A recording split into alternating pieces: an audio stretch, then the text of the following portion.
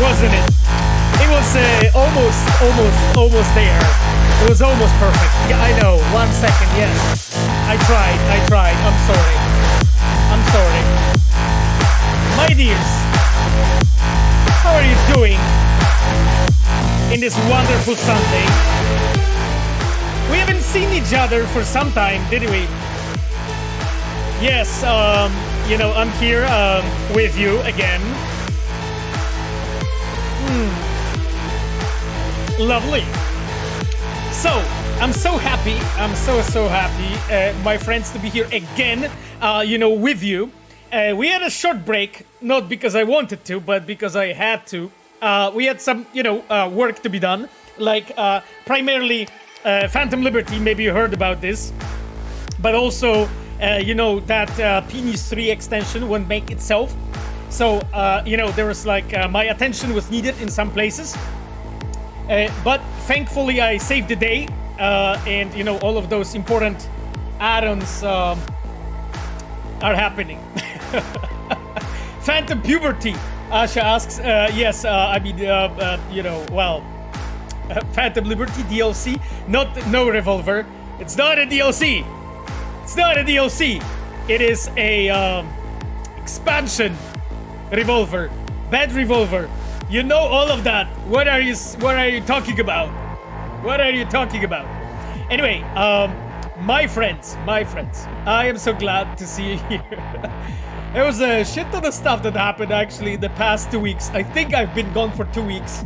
I think so. But I haven't been gone. I'm never gone at the end of the project. That's not my way. We've been grinding. We've been grinding, my friends.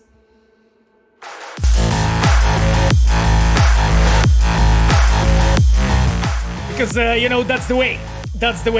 My friends. So, that being said, I'm really glad you're all here. We have a bunch of topics to discuss today, but before we jump into that, I wanted to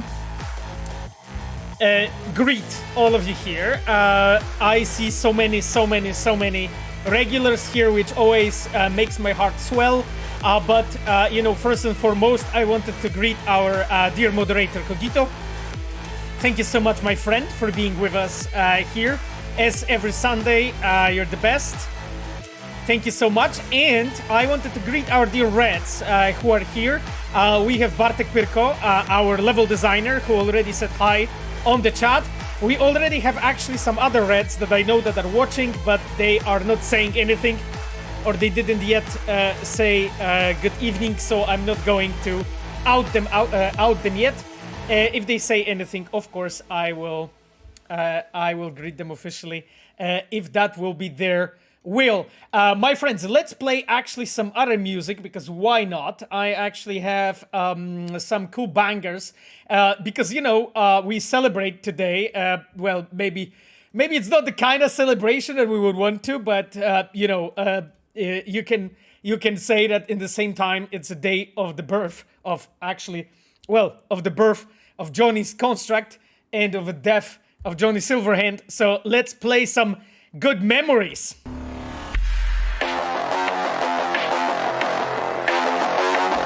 probably recognize this one.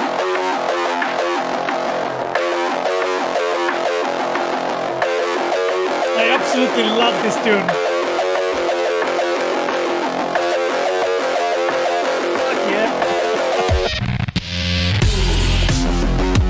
So good. This is so good. This shit is amazing.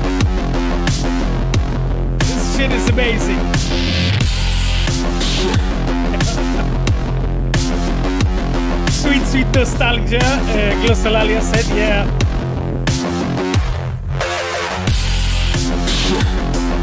So this is of course spoiler by Hyper.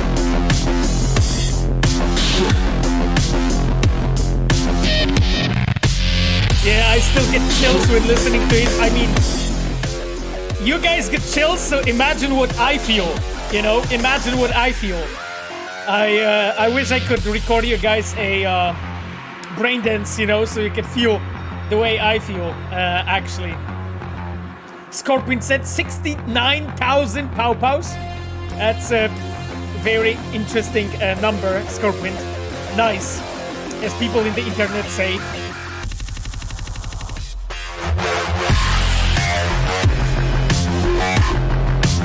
It's a city of dreams, and I'm a big dreamer. Best quote ever, yeah. I mean, honestly, this trailer was so fucking insane. Like, it will probably stay with me as like one of the most hyped trailers that we have ever done. But we'll see, you know, we'll see. Maybe we can beat it. Maybe we can beat it. Roma said, community created music in Phantom Liberty, I cannot wait. Yeah, it's actually like, the music in Growl FM is pretty awesome, I have to say. Yeah, there are questions about new trailer already and so on. I mean, of course, yes.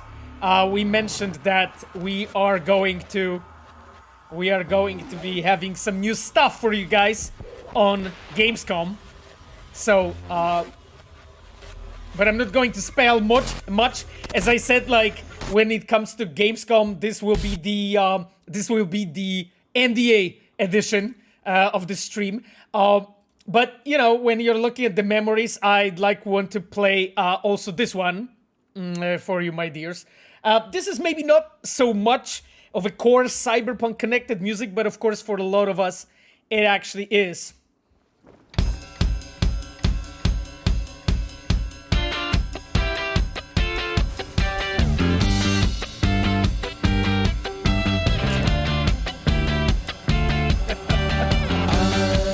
That's for our Scottish tunes. I'm totally getting copyright claim for this. Oof, I love this.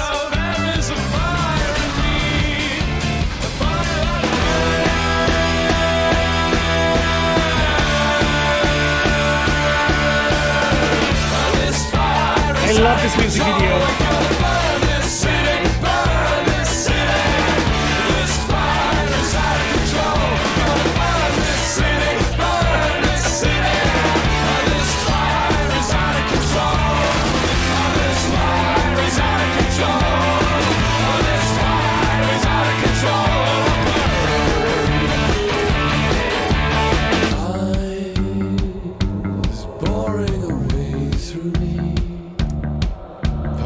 Why not watch music video from Let You Down from the Shadow? We can as well, we can.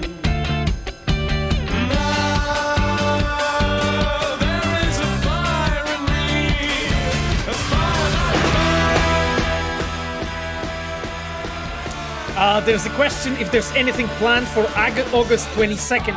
August 22nd, if I'm not wrong, this is the day of the Gamescom, right, my friend? So we said that we have something for you, my dears. But I'm not gonna be talking much about this, just not to spoil it for you. It's also, you know, as you can imagine, this is under NDA, so, you know, I cannot randomly talk about this shit. But I think it's cool. But I don't wanna overhype you, okay? No hyping in the stream, right? As we discussed, it's a meeting of a church of skeptics, right? It's gonna be an okay Gamescom. That's the plan. Too late, El Bugatti said. God damn it, guys! God damn it! I knew it.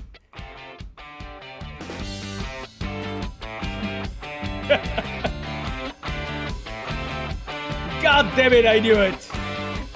You're terrible, you know. I was hoping that you won't be hyped, and holy fuck, it happened. What can I do? Plasma level hype? Jesus Christ. Excellior, hello, my friend. Nice to have you with us. Strandlike wrote, great to see you back. Thank you so much, my friend. I mean, I was in a way, because of my own volition, I actually really had to focus on stuff for you. I mean, I still need to focus, but let's say things that I had to handle are handled, so I could actually be here today with you, which is actually great because I really love those streams and I actually really love meeting you. It's always awesome stuff because, like, I always can learn from you, you know, when you ask me questions and I have to squeeze the fuck out of my brain, so it's good.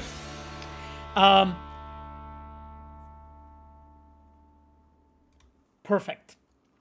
Now, my dears, but we have some more topics to discuss, and maybe, before we actually, let me actually jump to this, because, as we have said, my friends, we are gonna be there on Gamescom, and I already heard questions about this, so why not? Well, let's jump into it.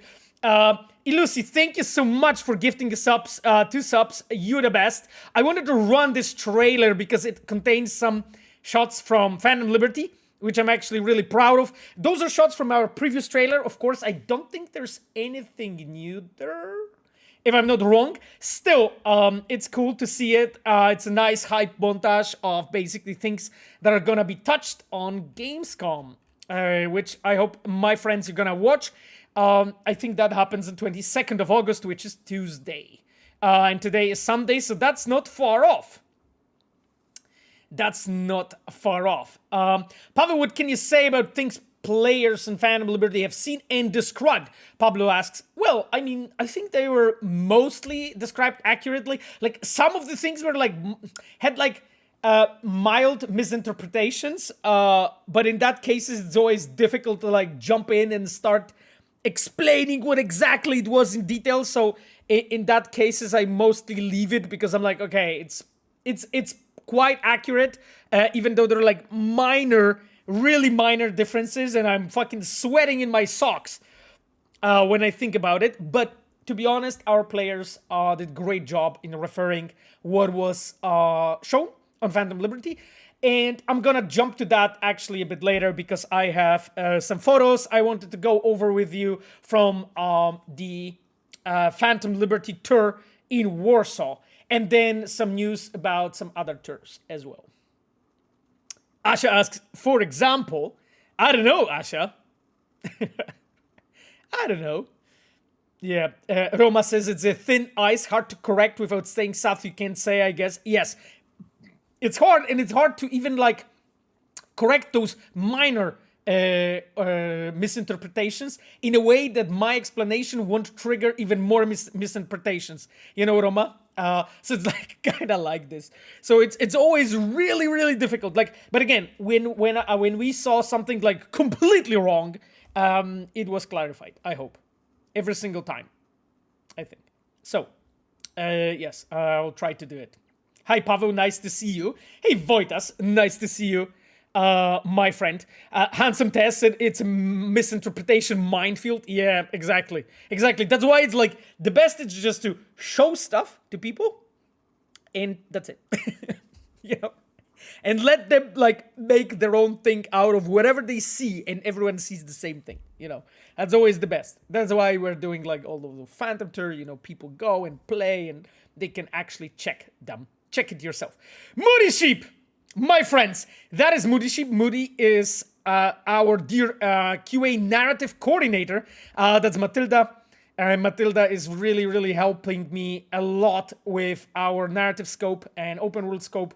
We are working together because Matilda's coordinating a lot of the QA work, a lot of testing that is happening, and coordination when in regards of the builds and all that stuff.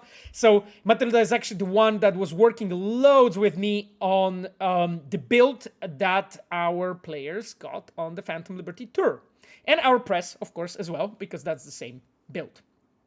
What headset are you using? I'm just using this Netrunner one. You know, that's the version that was, like, I think officially there. So I think it's a Steel Series Netrunner.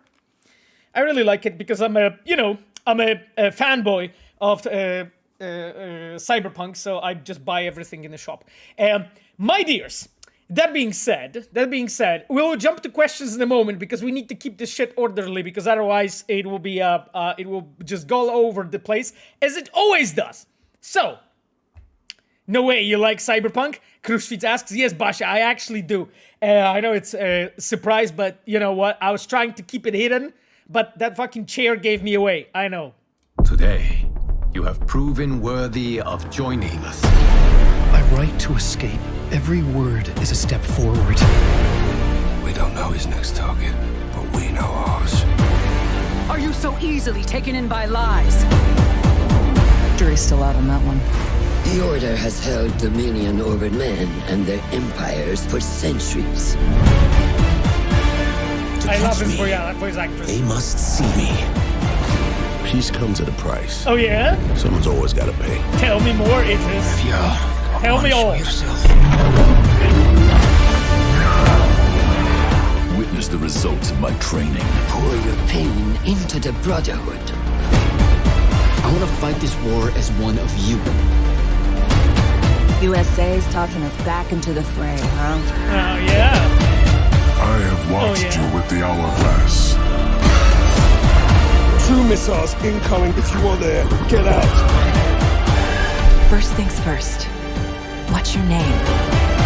Then out of the dark, you will come into the light. I'll follow you from here on out, Captain. Are you ready to leave your life behind and walk the path of shadows? So fucking Need cool. to know if you're with me. Pull the trigger. Whatever lies at the end of this road, this is where we belong. Exactly, my dears. This is where we belong. My friends, this shit is actually pretty hype. I think that 2023 will go down as one of the greatest years in gaming, to be honest. Because, like, there's still so much stuff coming, right? There is, let me go back actually to this view so that we can maybe put on some music and just keep talking. Like, there is so much stuff still coming, right? Because there is Starfield, then there is Spider-Man 2, then there is Phantom Liberty, obviously, then there is as well Modern Warfare 3, then there is Armored Core 6. There's something more. There's Alan Wake. There's exactly Alan Wake. And then there's Assassin's Creed. I'm like, what the fuck is going on? Like, literally, like, by some reason, all of those projects, you know, that were like done for like many, many years, right? Because Starfield, long production cycle. Alan Wake, long production cycle. Phantom Liberty, well, for an expansion, really long production cycle. You know, Spider-Man 2, fairly long as well. You know, well, Call of Duty, I guess the same as always, which is like 3 years, I think, is the normal production cycle because they do it like one after another, right? So it's like, holy fuck. And everything is actually happening in the same time. Almighty said Lords of the Fallen ignored. I mean, not ignored, but I find Lords of the Fallen maybe...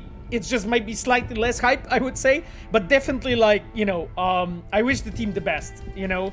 I actually wanted to play Lords of the Fallen 1, but just because, like, it was just so much fucking things to play, I didn't have, of course, time to do it.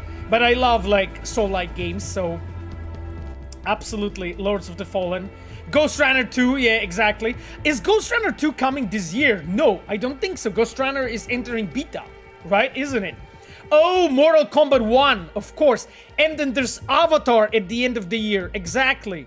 Exactly, there's Avatar still. Oh, and yes, it's actually happening this year, the Ghost Runner 2. Jesus. And there's Stalker as well. Is Stalker confirmed for this year? Oh, God, I didn't even know. No, but Black Myth Wukong is 2024. Crib. Right? Wukong is 2024. I'm quite sure I'm not wrong here. So it's like... yeah, probably is gonna be delayed, Almighty said about the Stalker, I assume. Yeah, I mean, I would imagine so. I would imagine so. Are you familiar with the title Replaced by Polish studio Satcat Studios? I think I've seen something, but not much yet, to be honest. Revo and Wolverine. I don't think Wolverine is this year, right? I think like Wolverine's next year, the earliest, right? Replaced is Polish. I mean, there's so many fucking Polish games that it's hard to keep up, Roma, right? Tekken 8. I mean, I have to admit, I'm not so hyped about Tekken. I'm probably more hyped about Mortal Kombat because, like, from all of the like fighting games, I played like either Mortal Kombat or Street Fighter. I didn't really play Tekken ever. I don't think so. I quite like Street Fighter and I really like Mortal Kombat. So yeah. CDPR is spawning a new studio once every week. Oh, thank you, Asha. That's exactly what we're doing. Oricon said Pavel's finally back. Yeah, I mean, I wasn't fucking anywhere, to be honest. I was fucking grinding that game for you, my dears. With our amazing team. So, you know what? I wasn't really doing anything. It's not that I was resting. Where's Camilo when the song is playing? That's a good question, Grindera. I hope we can summon him using the Outsider No More. That would be nice. That would be nice. Hope Ffffire is okay. Haven't seen her here today. She's actually at the evening with mom and her sister. They were in the cinema to see Barbie. And then I think they have like a dinner together. But I think Ffffire mentioned that she'll try to pop in the meantime. So we'll see. Maybe she will join us. I hope so. I hope so. It was just unfortunate because like she kinda assumed that I won't be able to stream just because of, you know, a lot of work that I have, and she's quite up to date with how much work I have. So because of that, she kinda assumed that it won't happen, the stream won't happen, and therefore she planned the evening with her family. But that's fine.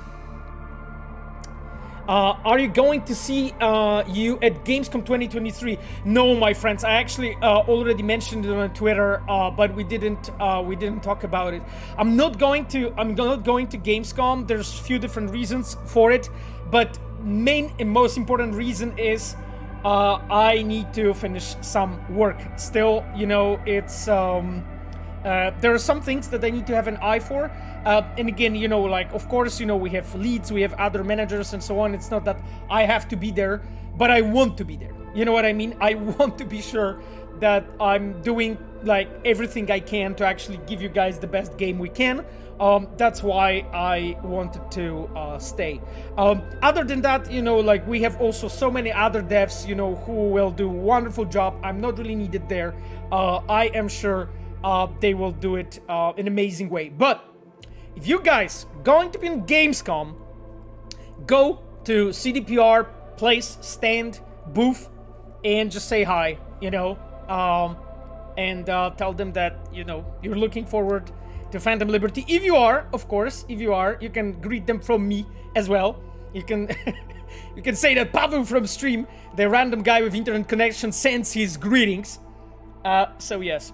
So that would be lovely. I'm sure that our Gamescom team would be would like to, you know, hear that you guys are hyped about the game. I hope that some of you are going to try the game. Ray Diablo asks, "Are you going to be there?" No, I was just saying that I won't be, my friend. I will be staying in Warsaw with my teams, working on some important last remaining things for Phantom Liberty. It's really important to like button the last things, you know. We're still quite far from well, quite far. I think 5 weeks, aren't we? Yes, we're 5 weeks from release. There's still some time, but I just want to be sure that we are like as alert as possible about like anything that is being found in the last possible moment, and just to be sure that, you know, you guys will have great experience. That's the plan, basically. And you know, I'm not doing it alone. Like, I would have not fucking do anything without these amazing teams that are here, without people like Bartek, you know, Pirko, our level designer, who's here with us, without people like Matilda, you know, Moody Sheep, who's coordinating the narrative QA. Like, without them, it wouldn't happen, right? Like, it's just like, you know, I only have 2 hands and 24 hours in a day, and they are incredible help. All of them, and you know, the team is really focused. I think right now, what I love to see, I actually really love finishing the projects. You know, it's so hyped to like put shit together, you know, like fix last issues, you know, polish things up, even sometimes like tackle last problems, I would say, because it just makes you so how to say it, appreciative about like the process and everything, and then at the end it just builds this camaraderie between like people. Like for instance, like Matilda, right, who's here with us. Like we talk because of this. We talk so much nowadays. While before we just didn't even have an occasion, and you know I really like working with Matilda. While before I didn't even have an occasion, you know, to get to know her closer. So it's actually really cool, you know, the fact that you're going through all of those obstacles, you know, together as a team, because it just makes you feel like, you know, it's this camaraderie from the trenches. You know how it feels? That's basically how it is. Numunkik 4 said today is important anniversary. Yes, we've been already celebrating with some celebratory music. So yes. Mr. Greg himself asks, are you heading to London for Phantom Liberty tour? My friend, I cannot really mention anything. I don't really know what is exactly planned there. I mean, I do know some things, obviously, but it's not that, because I'm not in the events team, so it's not that I organize those things. But I cannot say yet anything about this, my friend, including if I will be there or if I won't be. So no comment so far. But what I can say is, and maybe we can actually go through this right now, because that would be actually pretty cool. So let me make the music more quiet, because like, of course, you know, we are doing Phantom Liberty tour in a bunch of different places, and you know, there is also a Phantom Liberty 2 coming to Beijing in China, and together with my dear colleague Victoria, we have a video that we have recorded for you, my dears. Phantom Liberty 2, Lord Riv asks, my friend, let's ship the first one first, okay? Let's do that. Moody Ship wrote, day without Pavel would be a lost day. Oh, that's nice to hear. That's nice to hear. That you are not fed up with me yet, Matilda, for like pestering me all the time.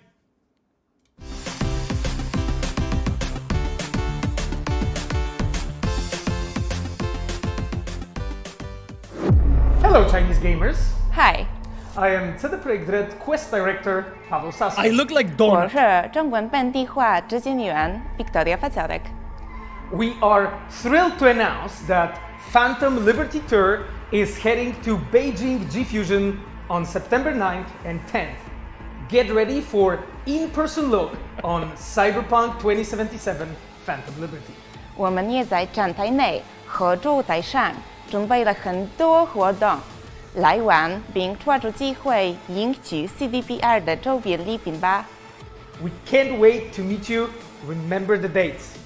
我们不见不散。Woman Bujen Busan. My dears, well, I mean, Victoria is speaking fluent Chinese since many years, so, you know, of course her pronunciation is great. I mean, she is speaking fluent. She's speaking fluent Mandarin. Actually, when we had the media from China in the studio, and we had like 2 rounds, there was actually lots of different people, including like really some big influencers that we had. Like it was really insane to like hear Victoria just fluently speak Chinese to them. I was like, okay, that is damn hardcore. That being said, you know, when I was listening to them, I was like, I know this word. I know this word. I know this one. So, you know, sometimes I was like, I think I know what the talk is about, yo. So yes, but there was a question, who's this handsome guy? I don't know what the hell you're talking about. I really look like a donut on this video. But as you said, like I look proud of my work. Yes, I look like a proud donut. So, you know, that is absolutely accurate, my friends. Absolutely accurate. Handsome donut. Proud donut. Yes. Exactly like this, my friends. That was what I mean. Anyway, one thing I wanted to show you, actually, I'll actually go on mute with this and show you this video once again, because There's a cool thing actually that you could spot here on this video, and I don't know if everyone did, you know, outside of the fact that I look like a donut, but this is actually our new recording studio that we have built specifically for the Phantom Liberty, Phantom videos, Liberty, you know. Is heading to Beijing. I don't know if you saw it, but it was actually a bunch of videos, and what is behind us is not CGI, right? This is not on green screen. This is actually shot on an actual place, right? This is actual building with actual railing, like. So, like, for instance, like these moments here, like those things at the background here, you know, that bar and so on, like those screens and so on and so forth, all of that is actually there physically. It's not a CGI. So that was actually kind of cool. Yes. Hansen's screen. I'm not commenting on it at all, my friend, you know, because... spoilers. So, my dears, I wanted to touch this. Now, let's back to the music. Because I wanted to go into yet another things that I have prepared. Guys look for answers. Well, I mean, of course they look for answers.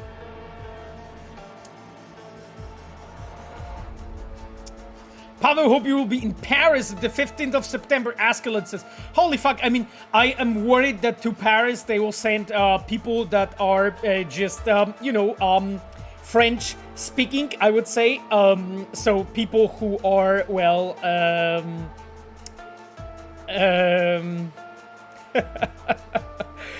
people who are, sorry, because like my mentee Zuzia messaged me right now that they are on the meetup just because of the blowing up Arasaka Tower, and she just sent it to me. Okay.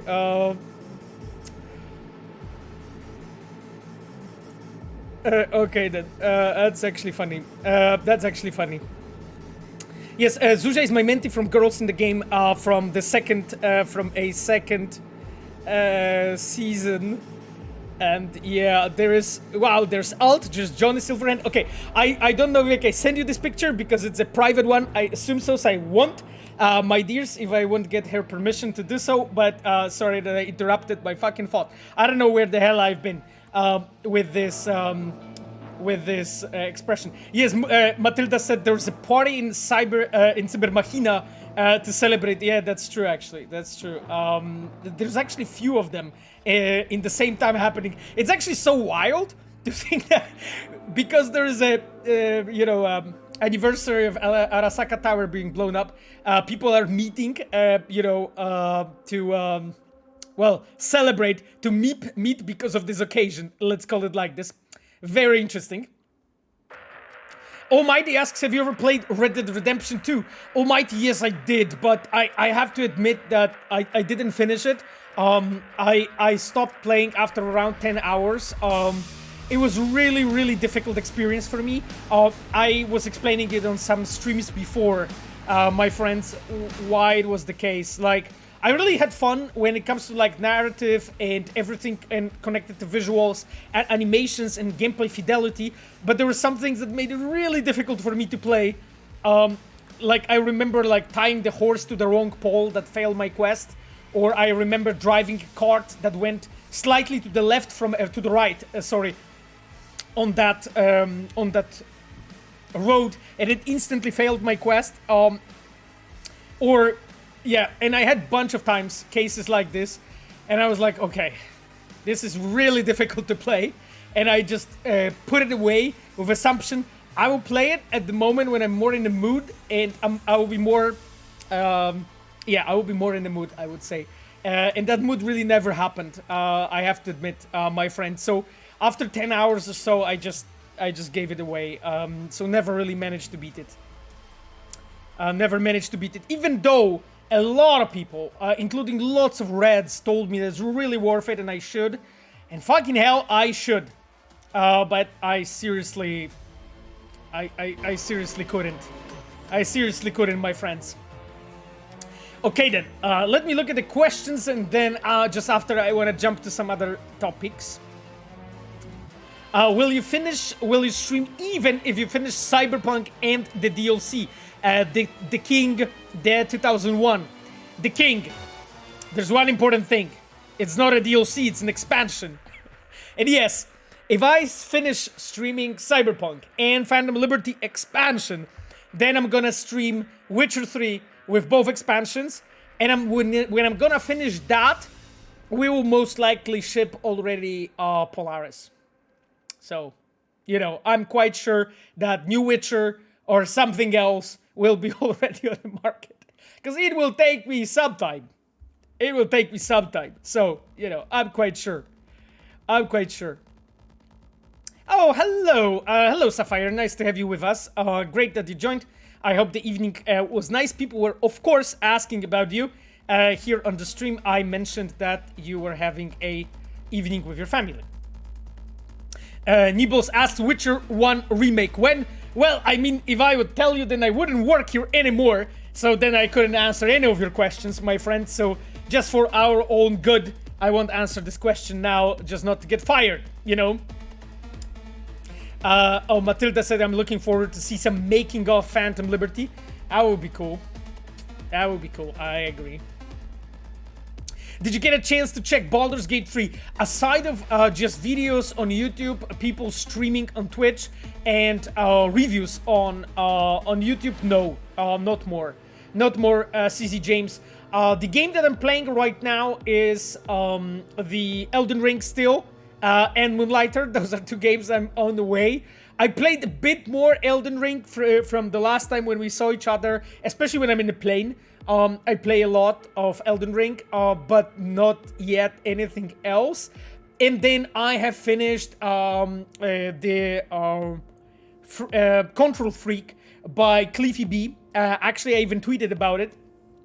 The book by Cliff Bleszinski about the creation of Gears of War and some other IPs. Really cool book. I really advise you guys to check it out. And I'm right now in the middle of Doom Guy by John Romero.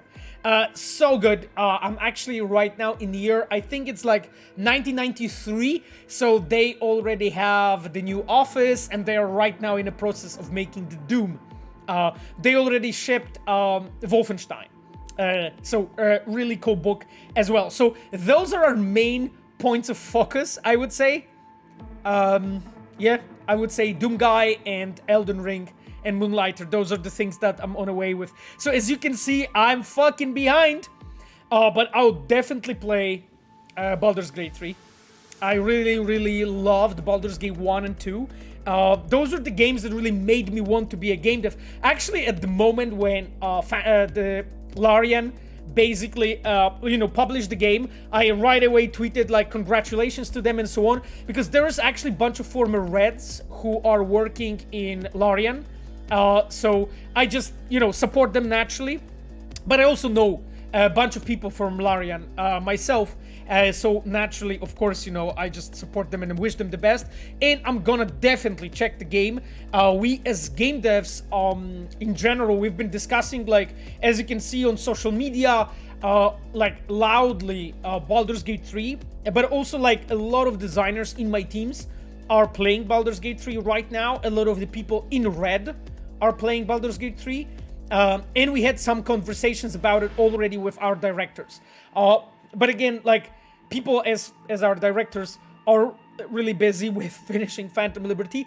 So because of that, not everyone has enough time to really even try it, so it will take a bit of time before we go through it. It's a large game.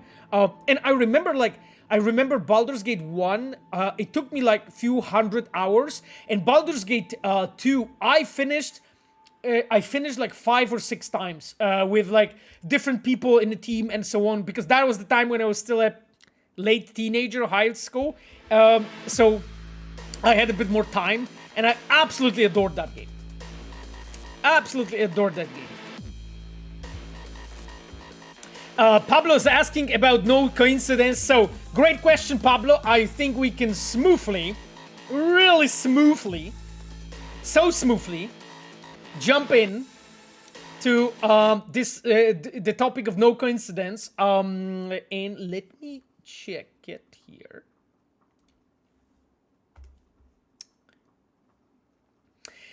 This is the No Coincidence, the book by Rafał Kosik that just went on the shelves, both in the paperback, hardcover, and on actual voice acted version by Sharami herself. So our female V is actually the one that is voicing this book, and I have actually both paper version and voiceover version. I actually have them both.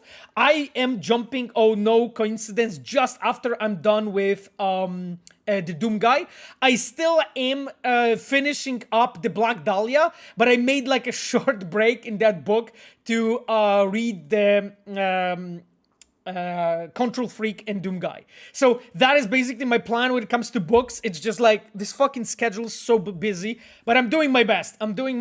Like, you know, to optimize my time to be able to read all of it. So I'm actually really curious. I do not know, no coincidence. So I'm actually really curious. I know roughly what the book is about, but not more, you know, so I do not know actually a lot what's going on. And of course, you know, the cover is by our great alternate cyborg, so Dilara.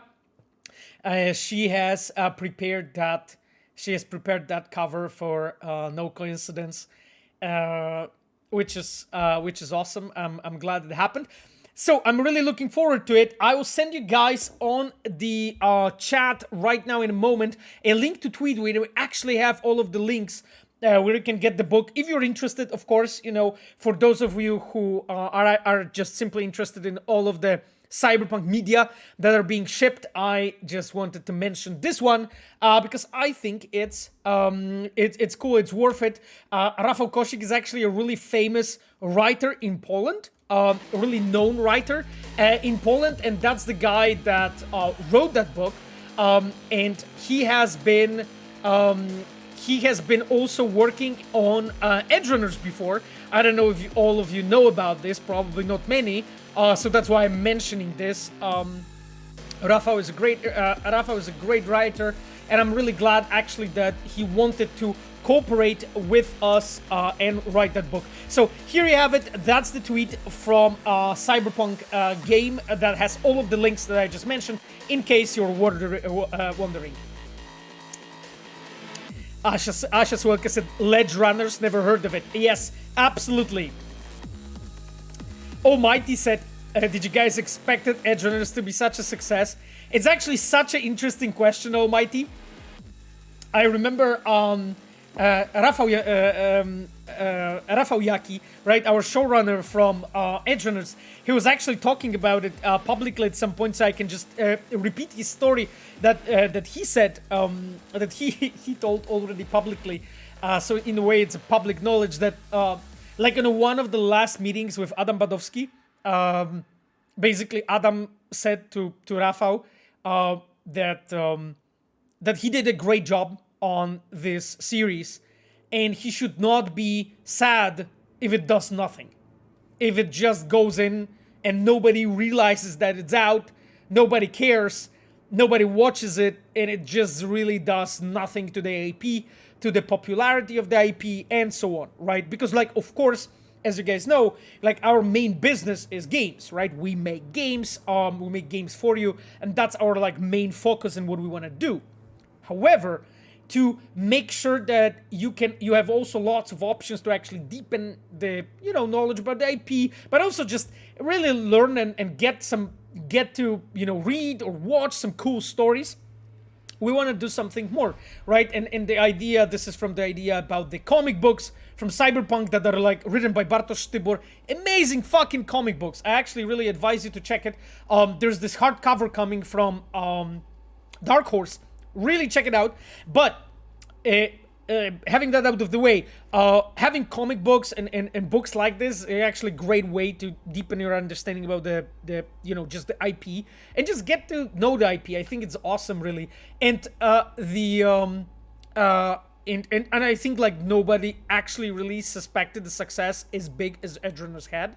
Of course, what's important here is the fact that it just didn't happen by accident, right? Like, it's not that Edgerunners happened because, like, I don't know, the stars aligned and you know, it was like a random you know, a dice throw that it happened. It wasn't, right? It was a conscious effort on our sides to actually really make it like this, right? Because there was numerous things that happened. Like, there were people on the side of CD Projekt that worked on Edgerunners, you know, from the people from legal to people with the music to, you know, stuff like story, you know, to things connected to art, like all of those, to production, like all of those things, to writing, all of those things actually had some help on our side to be sure that actually the quality will be there. But one additional thing is like what we have done, and this is something that my teams actually have been working on, is the patch, the Edgerunners patch 1.6, that we basically knew that the Edgerunners will be coming, so we wanted to align basically both of those releases in the same time, right? And on my side, actually one of my designers, expert quest designer, Danish Markiewicz, he has prepared this Edgerunners quest for you guys, that you have this like pretty fucking cool, you know, sort of brain dance, right? That you can watch, you know, with Edgerunners anime inside the game. But then outside of that, we got our our weapon art to make weapons, and our gameplay team to actually make them in the game so that we can put them in some stickers. Just smaller things as well, but basically stuff that would go together, together with the release of Edgerunners, so that we can fire basically in all cylinders, and all our like sort of marketing and communication channels can go in the same time and basically communicate to you. So as you can see, we helped the success, right? Like, it didn't happen by itself randomly. It's not that the stars aligned, we aligned them, you know? So, and I think like a lot of the companies can actually do it, you know, and can repeat that success. I would say you just need to put work into it, plan it properly, and really, really pull it off. Because, my dears, it was a shit ton of work. Seriously, it was shit ton of work. Like, production of Edgerunners, that was a couple of years, right? Like, it's not that it happens like from week to week, from month to month. It's not that it even happens from year to year. That takes a lot of time, right? And, you know, when we knew that Edgerunners are being finished and we are already able to, like, estimate the time when it will be shipping, we were able to start working on topics connected to the game itself, you know? So in the game, you will have an update. You know, that is really, really important, right? That you can just align all of those things and make it happen at the same time. It really helps. And yeah, that's basically what I think we have learned on Cyberpunk. It's actually a really cool thing. You know, and we have done it so many times, right? If you look at the structure and strategy of like what was happening, if you look at the given patches and so on, when they were happening and what and why, and every single time it was deliberate, it was planned, it was never fucking random. It was always discussed, you know, and again, you know, sometimes we plan more than we manage to make. That's normal, because not always everything, you know, we are able to pull off, just because execution is the king and execution is not always easy. But it happens, you know, and I'm really, really glad that we managed to do it, you know. Anyway, sorry for this lengthy explanation. I love the question, therefore I jumped on it. But I wanted to go in to some other topic that I have, because I have two more, I think, that I wanted to go into before we go into playing the game.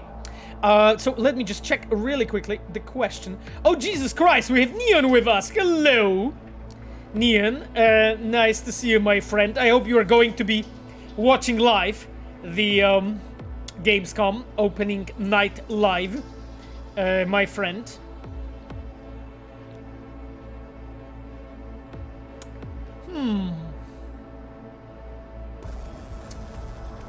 My friends, I'm just checking the chat if there's anything I need to address.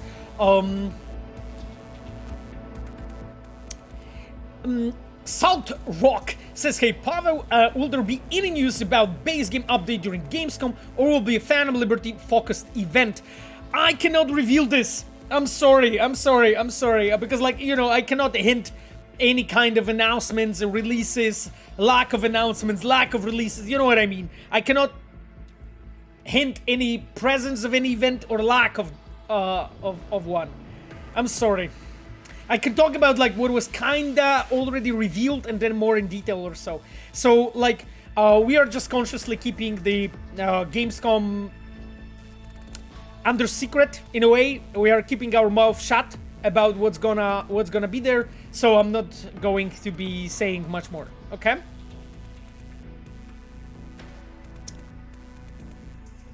Yes. Bowface said, I hope we get more tattoos in Cyberpunk. I mean, I have no idea, to be honest, when it comes to that, my friend, but thank you for your comment.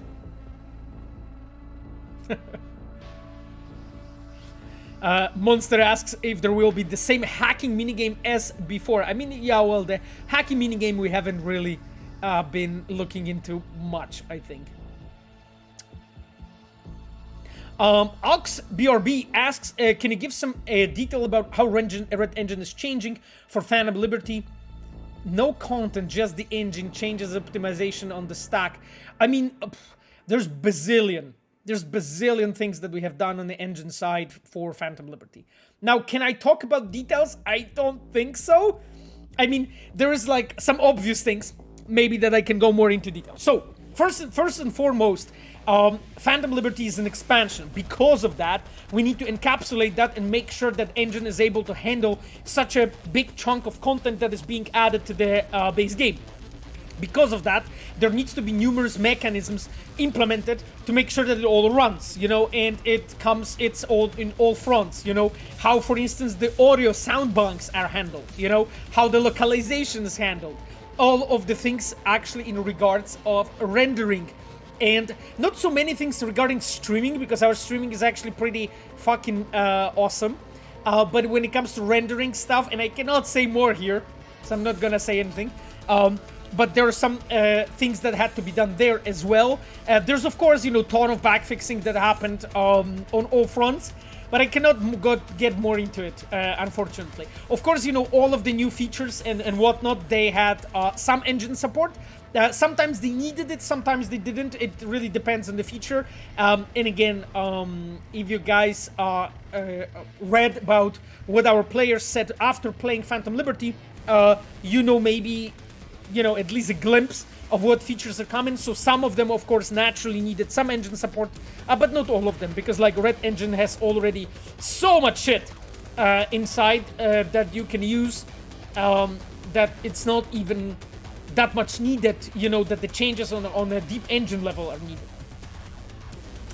But yes, you sneaky Pavel, thank you, Asha. That's exactly who I am. Greybeard said, can you confirm next patch is 1.7 or 2.0? No, Greybeard, I can't. There will be an execution squad sent to my place if I do.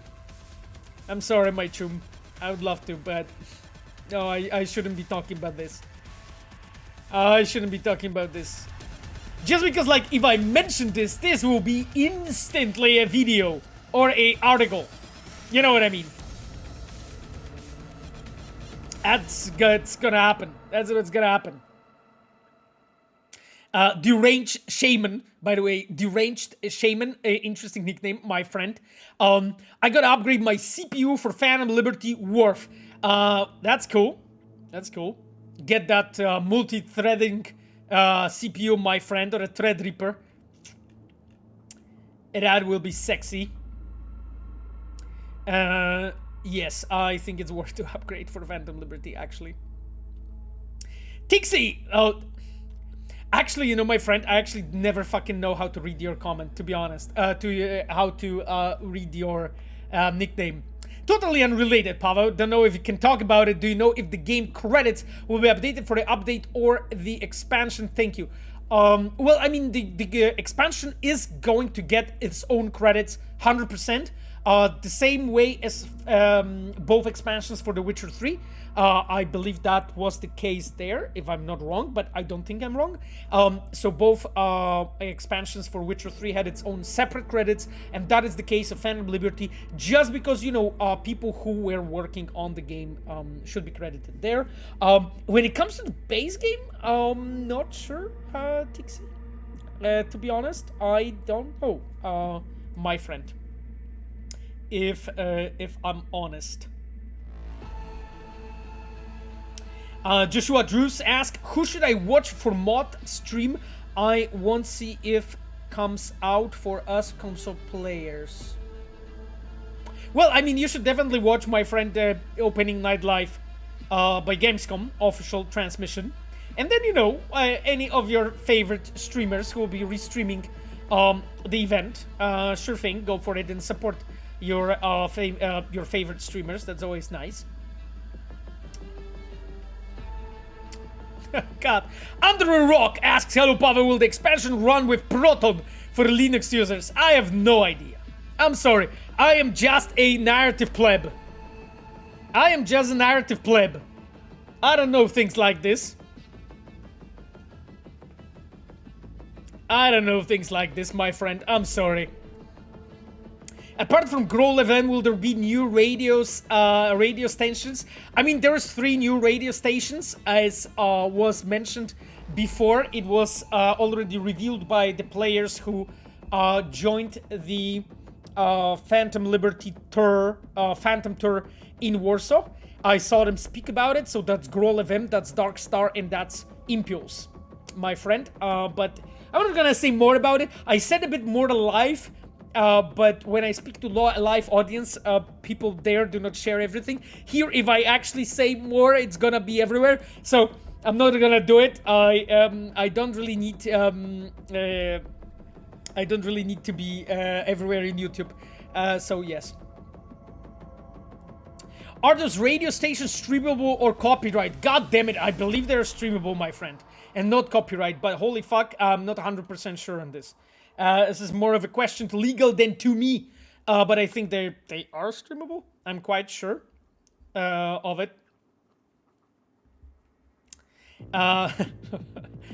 Giapola says Idris Elba picked music for one.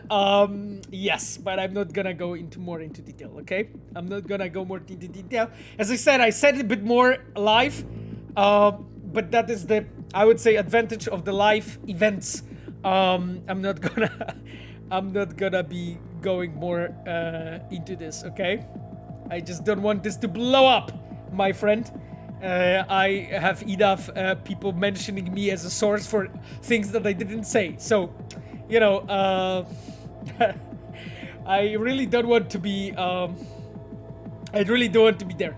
Kiros, hello, nice to have you with us. Kiros, I mean, I think you've been on the Phantom Liberty tour, right? Haven't you? I think we even took picture together, didn't we? Yes, I believe so. Because I'm just trying to put the 2 pictures, cool. I'm trying to put the nickname to the face, you know what I mean? And it's just like, you guys don't have your nicknames on your forehead when I meet you in live, so sometimes it's not so easy.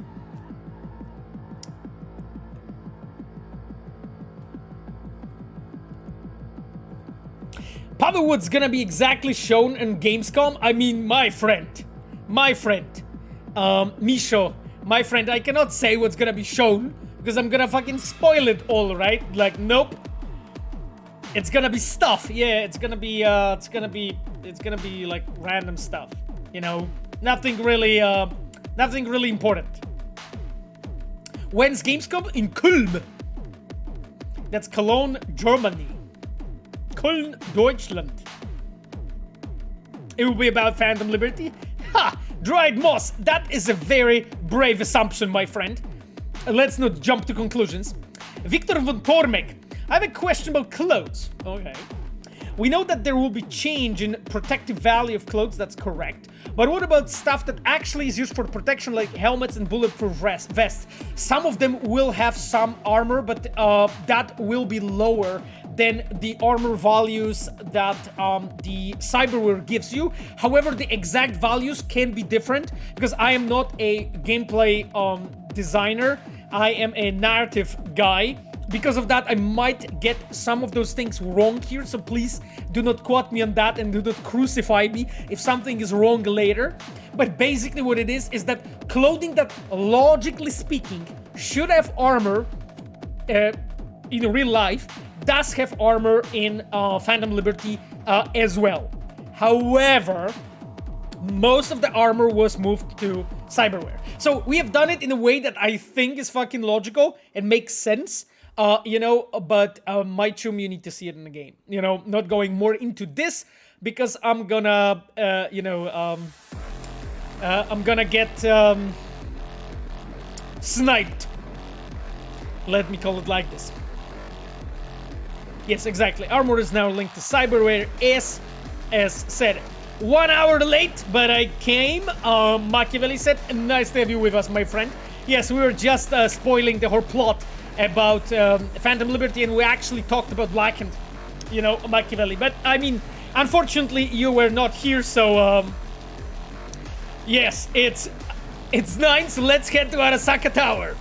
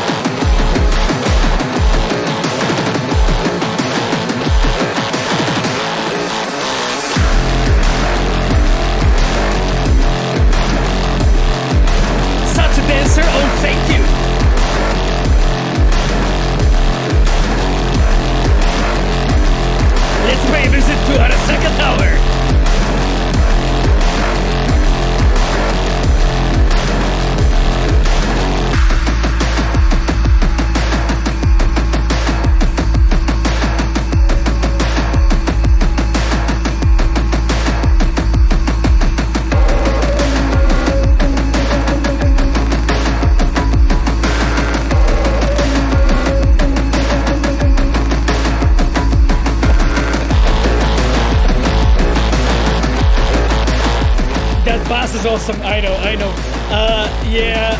Indiablonix. That is a very cool mug. I love it. I got it actually from one of you from the stream to commemorate my fantastic voice acting.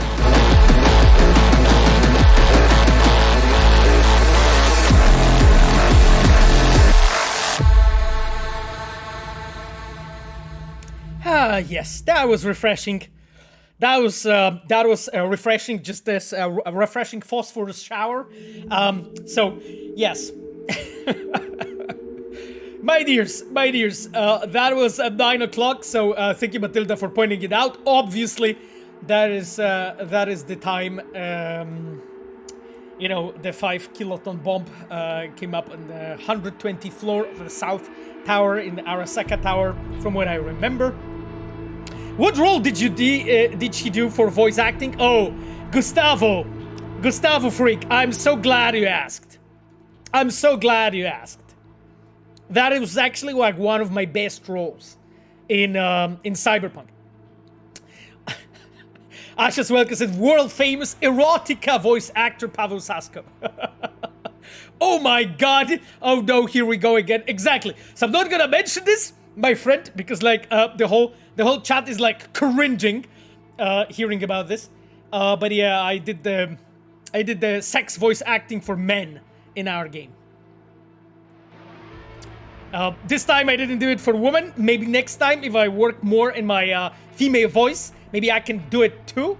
But for now, just only men, you know. We'll see. Wait, really? No, yes, Oricon, really. Actually, really. That's why I'm credited for voice acting in Cyberpunk, right? I mean, that's true. That's true. Method acting. Yes, absolutely method acting. Yes. Anyway, let's leave this topic. I know it's your guys' favorite fucking topic to talk about. Seriously, no matter what I talk about, we always just end there in some shape or form. Yes, Stanislavski method, exactly, Matt16. That's the way I do it, you know.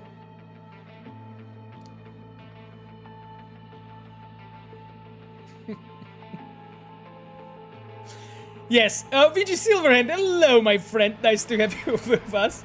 We were just talking about voice acting, how it's important in the games, and how it actually brings so much believability to scenes. So yes, that was just the topic that we were discussing.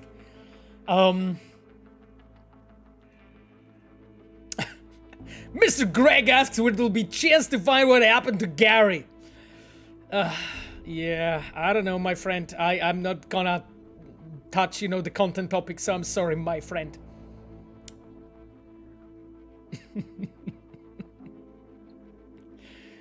Yes. My dears, by the way, as I mentioned before, we have Bartek Pirko with us. Bartek is our level designer, so if you have any level design questions, you can just tag him on the chat. And when he's in the mood, he will answer your questions. And speaking about the mood, we also have Moody Sheep, Matilda, our narrative QA coordinator, on the chat, so you can also pester her with questions, because why not? And that is Patriots.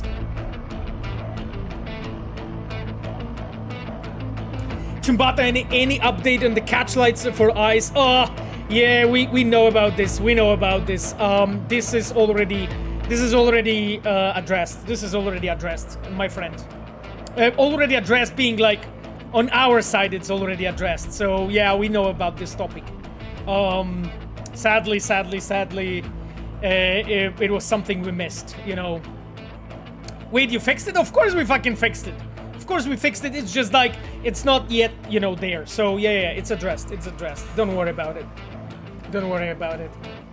I'm mentioning this openly because, like, I know a lot of you have been, like, talking about it and wondering about it, and I just don't want to leave it without a comment, so that you guys won't be wondering or won't be worried that we just miss shit like this. It's character, it's connected to our characters, and our characters are story connected, so because of that, it's really important.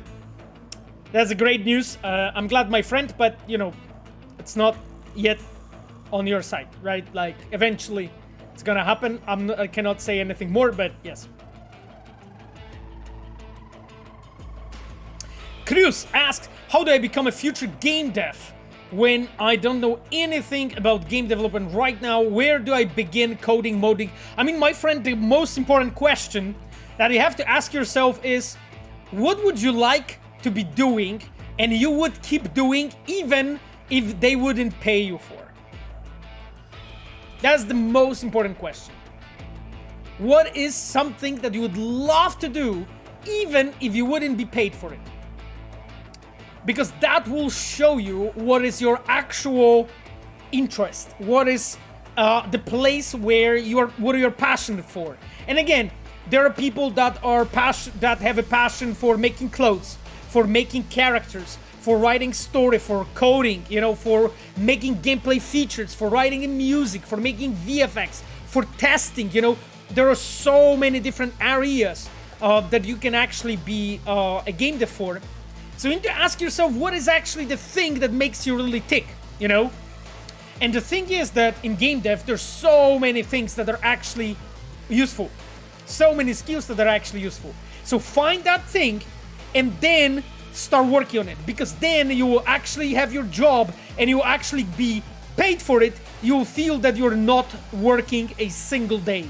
My friend, this is how it feels. That's why I stressed out. Yeah, I see you guys laughing on this not get paid. I'm stressing this out not because you won't get paid, because you are getting paid for your job as a game dev. I'm stressing this out because putting emphasis on that helps you to discover your passion. I'm passionate about voice acting, right? So because of that, I would do the voice acting no matter if they would pay me for it or not. Therefore, I do it here for you on the stream. I did it for the game, whatnot. That is really important thing, like what you actually like doing. And looking at it like this is really important because it actually allows you to eliminate this financial incentive, and it allows you to actually find the thing that makes you tick. And then when you have it, of course, make a job out of it, right?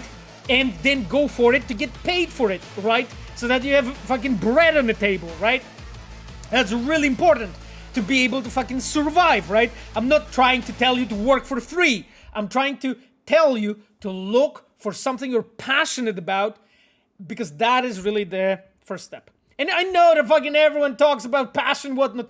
My friends, if I have two people that have identical skills, identical history, identical preferences, identical IQ, identical everything, background, but there's one difference.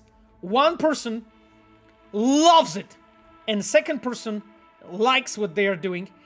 Guess which person with exact same identical situation, life situation, job, payment, everything will do better. This small difference between someone loving what they do and liking what they do and having exact same situation will make the person who loves it and who's passionate about it do it so much better. Do it so much better. That's basically how it fucking works in life, you know? That's how it is. That's why it's so fucking important, you know? So, my friend, that is the most important advice I can give you for the future game dev.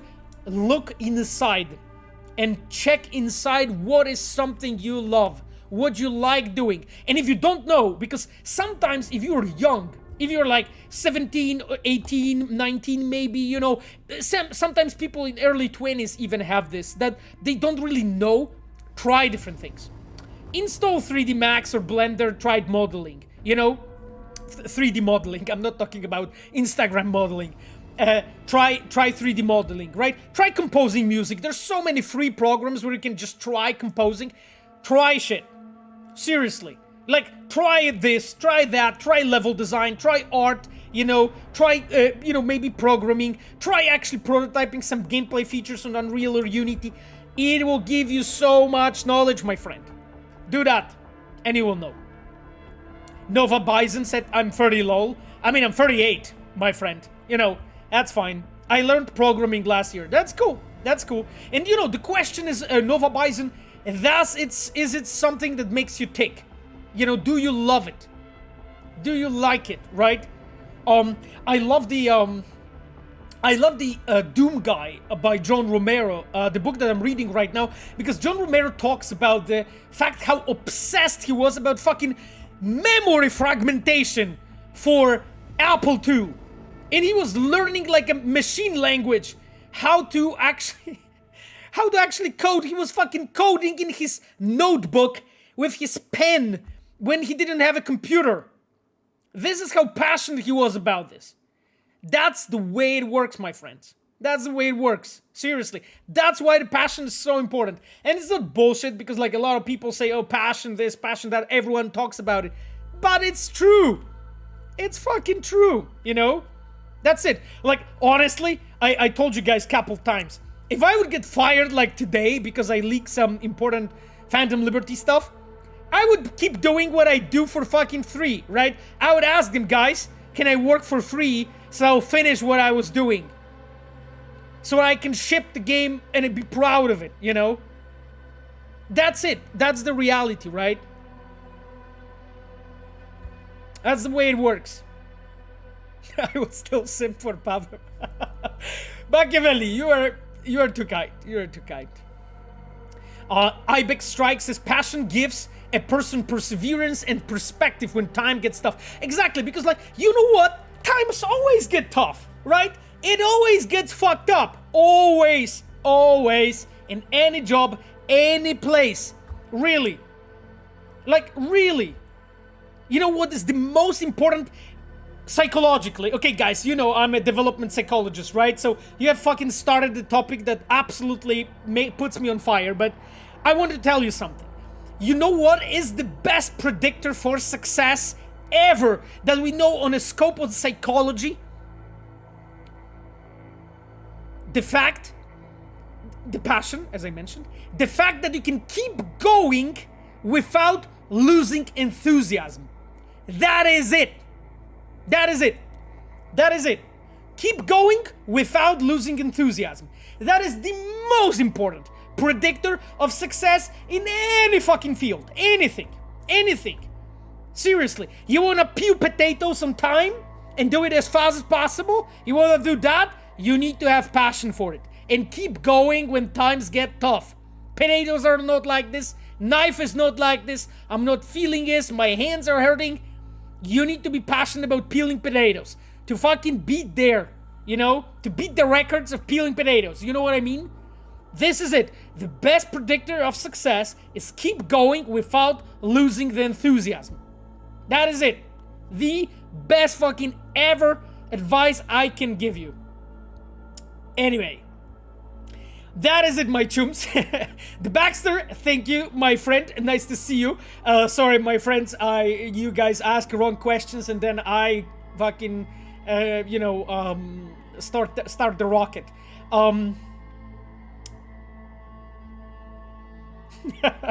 Pablo says, Pavel, Adam Badowski wrote to me that he cannot worry about the NDA because the game is coming out soon. That is great, Pablo. That is great. That is great. Great to know. Thank you for letting us know. Thank God, we are safe. So now we can talk openly. Thank you, Pablo, for checking.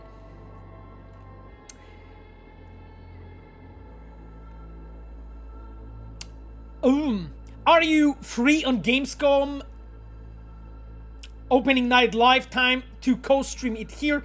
It will be cool. I mean, it would be cool, Simar. I was thinking about it, but I will be like occupied with so many work topics that probably I can't, unfortunately. So you guys have to enjoy this without me. Yeah, but I'm gonna be there on Twitter with you, my chums, and it's gonna be hype. But don't tell anyone. Sound Squad said, don't trust Pablo, that might be in the shadows behind you. Okay, cool. What days will you be in Gamescom? Penguin Gamer says.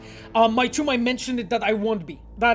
You have actually the crew from CDPR there, I think, whole Gamescom. So if you want to go there and just like, give them high five and just mention how much you appreciate my voice acting in a game, just go for it, my friend. Just go for it. They will be there on the stand. Hello, Monica. Nice to have you with us, my friend. So Monica is our UI producer. Hello, Monica. It's awesome that you're here. And of course, Monica is one of our Reds. She is one of the producers really helping out and guiding and governing and leading a lot of the work on Phantom Liberty, especially now when we're closing the whole thing out. So yes, nice to have you with us, Monica. Alex Jordan, hello, my friend. Nice to have you with us. Alex wrote, Gamescom's gonna be good with like 7 O's. Great. Revolver, to be honest, I would be careful with such declarations about working without a living wage, because later some companies may lurk for such idealistic, passionate people and exploit them to the core. I mean, but Revolver, do you know that I said very clearly that just looking for something without financial incentive is just for you, yourself, so you can uncover what you want to do. Not so that you would work without payment, my friend. Have that in mind. I'm not supporting like people working without pay. That's what I never said. So just wanted to clarify this, my friend. Virodine, hello, my chum. So nice that you are with us.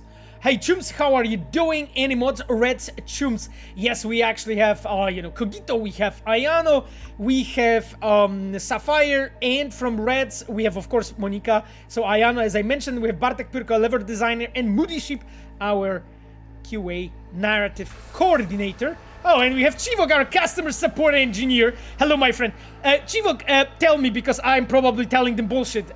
Do I? I think your title officially has changed, didn't it? Mike, tell us, because I think I'm wrong with what I said. I believe I am. Okay then. I slept longer than expected, Chivok said. Now I'm a player experience project manager. God damn it, this is difficult. PEPM. Okay, I need to learn this new title, Chivok. So, my friends, congrats for Chivok for the promotion, my friend. Congrats for the promotion. Player experience project manager. Old one is just fine. Well, I mean, but we didn't celebrate here on the stream, so hey. So congrats, Mike. And thank you so much for your work, as always, my friend. I really appreciate always working with you. Now, we are, my friends, we have, my friends, a couple more topics to discuss before we move on to playing the game. And I think, actually, Machiavelli touched the topic that is related. Machiavelli says, you guys wouldn't do red streams if upcoming patch isn't big enough, so I assume it's going to be big patch. Do you think it's going to be worth for another playthrough? Because I'm really looking for one more time before Phantom Liberty. Machiavelli said. Machiavelli, let's just wait for the official info on the stream and everything will be clear. Okay then? I think this is as much as I can say. Because I think your question has a lot of ground, makes a lot of sense, what you're saying. I would just advise to just check out what will be said on the stream. And that actually brings you, my friends, to this topic that I wanted to touch, which is this button. I think so. My friends, the red stream is coming that I'm actually really hyped about because this time around I am going to be on audience and I'm going to be on the chat with all of you. So I hope you all gonna be there with me. And we're gonna be all asking questions to our dear Reds. This time around it will be our environment artist, Kacper Niepokulczycki, and our game director himself, Gabe Amatangelo. They will be answering your questions, my friends. Sasko Stream Unite. Thank you, Basha. That would be nice. So yes, I will be nice. So then we gonna meet and, you know, I'm gonna ask some questions. I'm gonna ask about the Penis 3, finally. That's gonna be the one that I'm looking forward to ask. You know, need to represent my freaks from a stream. I know you guys will be too shy to ask this question, so, or you probably get banned. I hope I won't get banned if I won't get banned if I ask about this. God damn it. But well, we gonna see. Gonna see. YOLO to Solo asked, are you Sir coming Phantom Liberty Tokyo tour? Oh no, I'm actually not coming. I'm coming to one more Phantom Liberty tour, but I don't think it was announced yet, so I'm not going to officially mention it yet. If the information is gonna be there, I will definitely tweet about it and put some info on my Twitter. And mention where I'm going to be, which I'm actually really hyped about, but I don't want to mention it yet because it wasn't revealed. So, it's Paris. Pavel sings French. Ah, of course I do. Parlez français. Of course, Vuradine. I mean, I can definitely get some help, you know, with French. Oui, baguette. Exactly. Omelette au fromage, right? Baguette. De que Paris, let's see. Lol from Prinky, not me. Ah! That was Pinky Julian. Holy shit. Sorry if you died. I don't know, by some reason my brain was like lagged. Omelette du fromage. Omelette au fromage. Right? Yes. Yes. All the Frenchies unite. Boomer moment. Exactly. Pavel too much Dexter's Lab? No, because in Dexter's Laboratory it was omelette de fromage, which was incorrect. But correct is omelette en fromage, right? My French is lacking? What are you talking about? That is absolutely not true. I'm playing Blood and Wine again. I was curious who came up with the idea of Dev's Graveyards. That was Karolina Stachyra, a writer who worked on the quest with me. So it's basically Karolina's kind of idea, and I supported her, and I implemented all of those graves. So Revolver, if you just go there, I think I put like 90 something graves, around 90 graves on that graveyard, my friend. So that was the story. Anyway, my chums, what I want to say, summing it up, Red Streams is coming Thursday, August 26th at 4 p.m. CST. I hope you're gonna be there. I'm gonna be there for sure. I'm gonna be there asking difficult questions. I hope you are going to join me, all of you, and you will say hi to our dear Kacper and Gabe. I'm sure they're gonna do amazing. They are really fucking good in that kind of stuff, and I'm really looking forward to hear from them. CST's GMT +2. I am not sure. I think it's +1, but you need to check. I'm not sure if it's if CST, because like it's different from CST and CT. So what is +1? Oh, okay. So it is +1, not +2. Yes, exactly. Ilusi. So it's +1 GMT. This week's gonna be something. I hope it's gonna be something. Because, like, we have Tuesday and Thursday. Some cool Cyberpunk celebrations and stuff, you know. Oj, tak, +1 byczku. Okay. Dzięki, Michaelowski. Or Recon said, since you are the lead of both open world and cinematic and quests, why are you only tagged as quest director marketing videos and interviews? Sorry if you're not allowed to respond. Oricon, I'm allowed. Actually, that was the decision of Gabe Amatangelo. His argument that was that because we have the only, from all of the discipline directors, there's only me as a quest director. Gabe said that for me, it's obvious that I am handling everything that is related to quests, and basically naturally, you know, all in the open world stuff related to open world is scenes are. So for Gabe, the quest director title encapsulates that, and he made an argument saying that he thinks that this is a proper title. And I talked with him, I agreed, so we just left it like this. I think it makes sense. I mean, because like, otherwise we would have to go into like quests, open world, and cinematic director. And it would be really weird, long title. While in the same time, the narrative director title is with Igor Sarzyński, who is our like narrative PO, right? Narrative product owner, and his tasks are slightly different than mine. So it's like, it was weird and difficult to figure out, so whatever. We just did it like this. In every Gamedev studio, the titles are asymmetrical, and they mean something different often than what they actually mean in another studios. So, we just went with it, my friends. Okay then.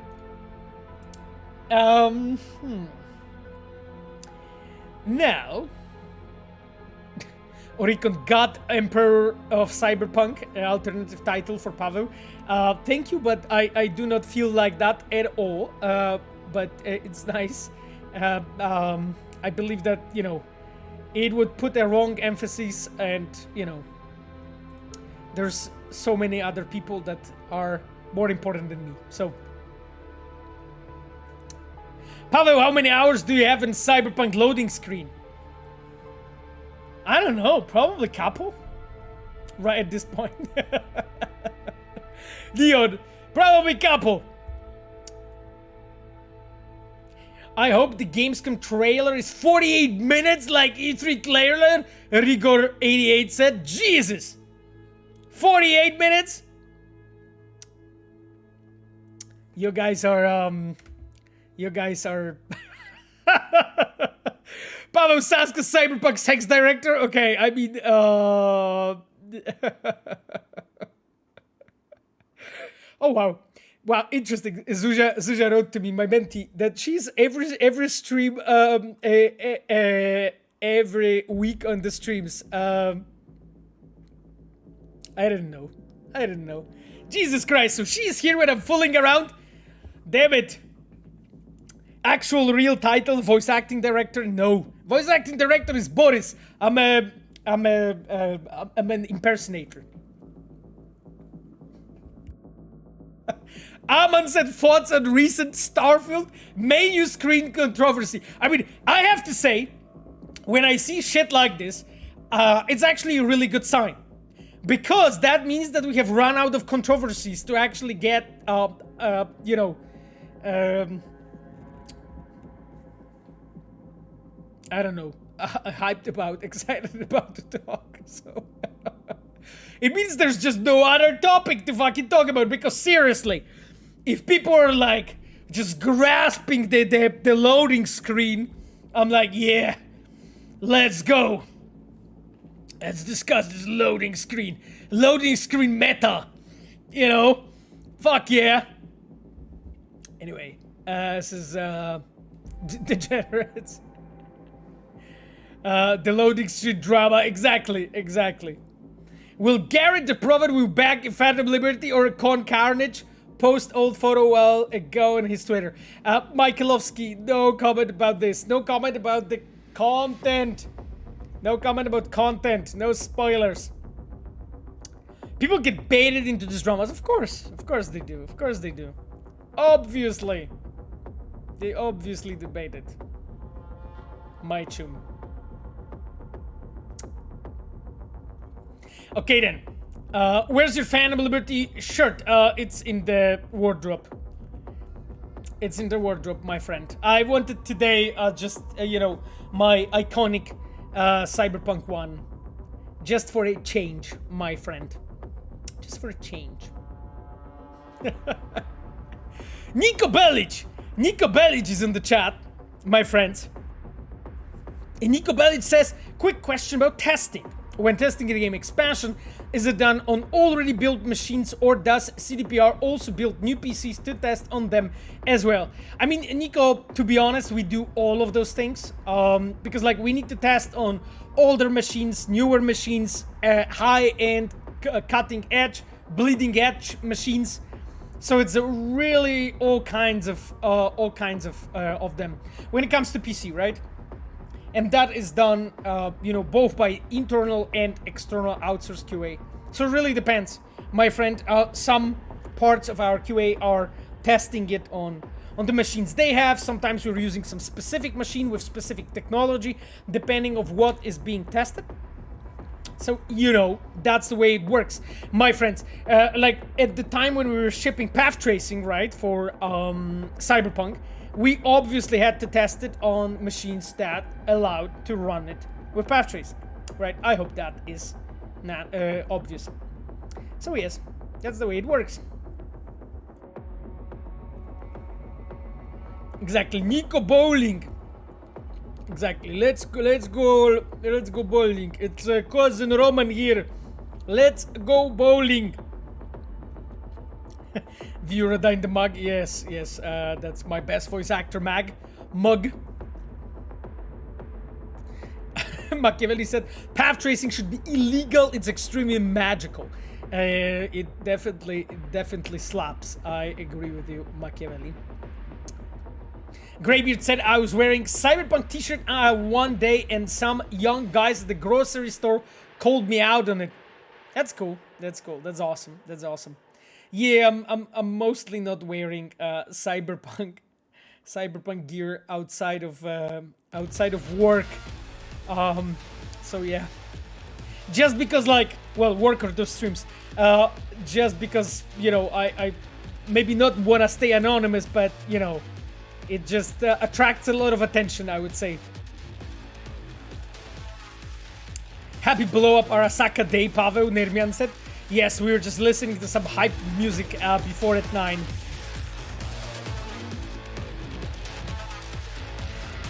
Red Valkyrie said, just started playing on the PlayStation 5 after so long on the 4, and oh my god, it's a new game to me. I mean, well, Red Valkyrie, if you were playing on old gen and you switched to new gen, then yeah, I mean, I'm not surprised. because basically you are seeing the game much closer to how it was on PCs. And of course, you know, we have also shipped so many patches since that time. I think 17 patches at this point. I believe 17 patches, if I'm not wrong.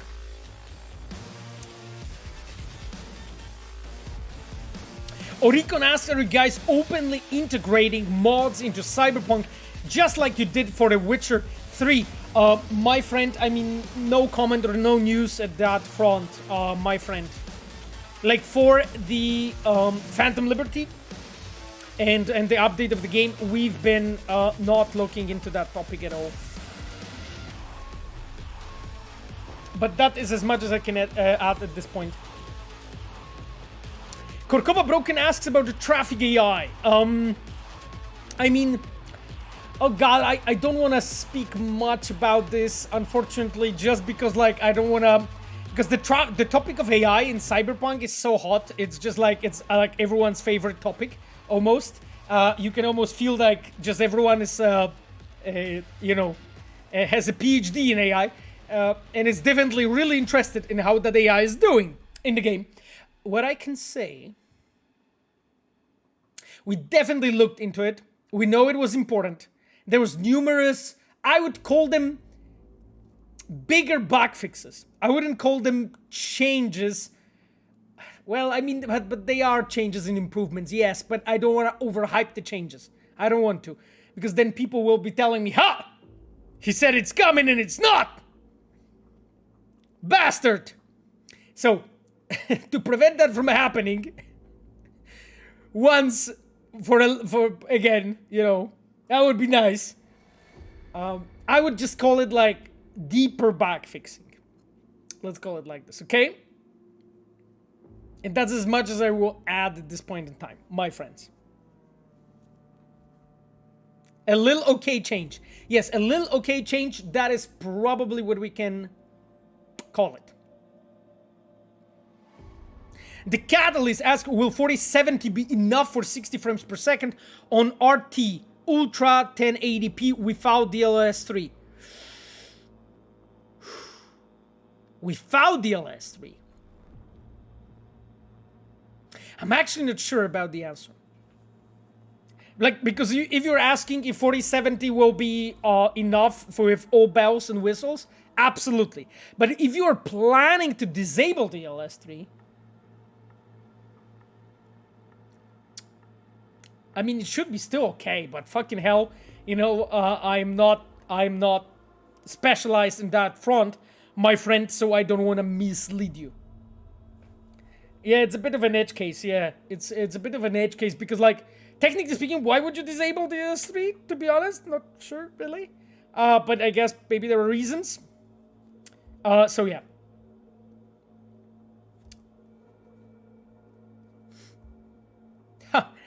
What is your favorite James Bond movie? Victor von Tornek asks. Oh god. I don't know, actually. I loved Skyfall. I liked Casino Royale, to be honest. From older ones, I mean, Tomorrow Never Dies is definitely great.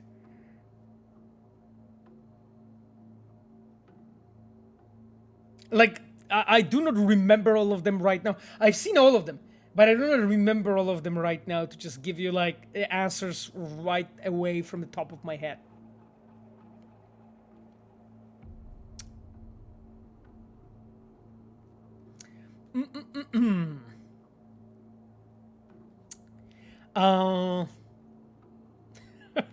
Pavel is licensed to thrill. Right. Right. Okay then, my dears, there's one additional topic that I wanted to jump to. I'm just checking really quickly the questions and then we can do it. How are you and the team doing, given how you call or about to ship something big? Is the studio in a calm or chaotic state? I wouldn't call it chaotic, but it's in a frantic, maybe, state. It's in an energized state. It's an energized state, I would say it. Ashbury Fusion. That is probably the most accurate description I can give you. It's an energized state, really, because everyone's just looking forward to it, my friend. You know, that's the reality.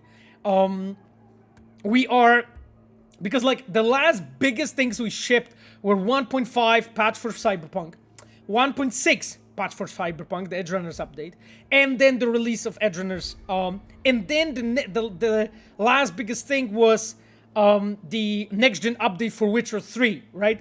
Those are our recent, like, bigger releases. And of course, you know, the last update for Witcher 3, which basically brought this huge update to Switch.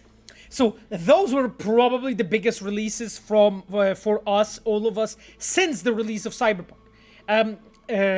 So because of that, it's been of course an adventure, my friend. And yeah, I mean, I would say that everyone's very energized. I don't think the state is chaotic. It's definitely not calm. It's fucking definitely not calm. I mean, to be honest, in our studio it's never calm. I don't remember the time when it was calm. I don't know when it's calm. Maybe like during Christmas break. That's where it's calm. Because like people are home with their families just resting. So like that's the time when it's calm actually. But it's not really, but that's it, you know, it's never really the case for us. Yes.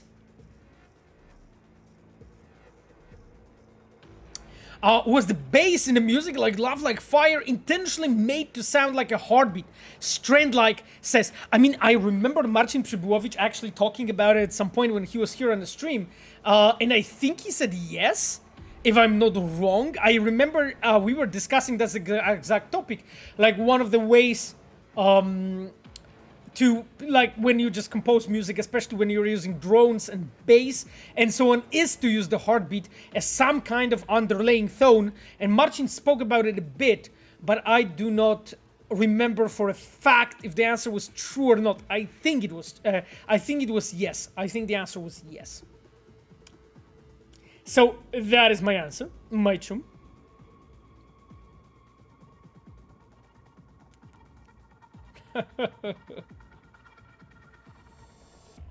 Oh God. Ovil Okado says CDPR AMD branch. Dev got updated on StreamDB. Is it maybe FSR 3? Will Phantom Liberty support FSR 3 day one? My chum, as you can imagine, this is way too big news for me to just randomly share something like this with you on a stream, so I naturally cannot.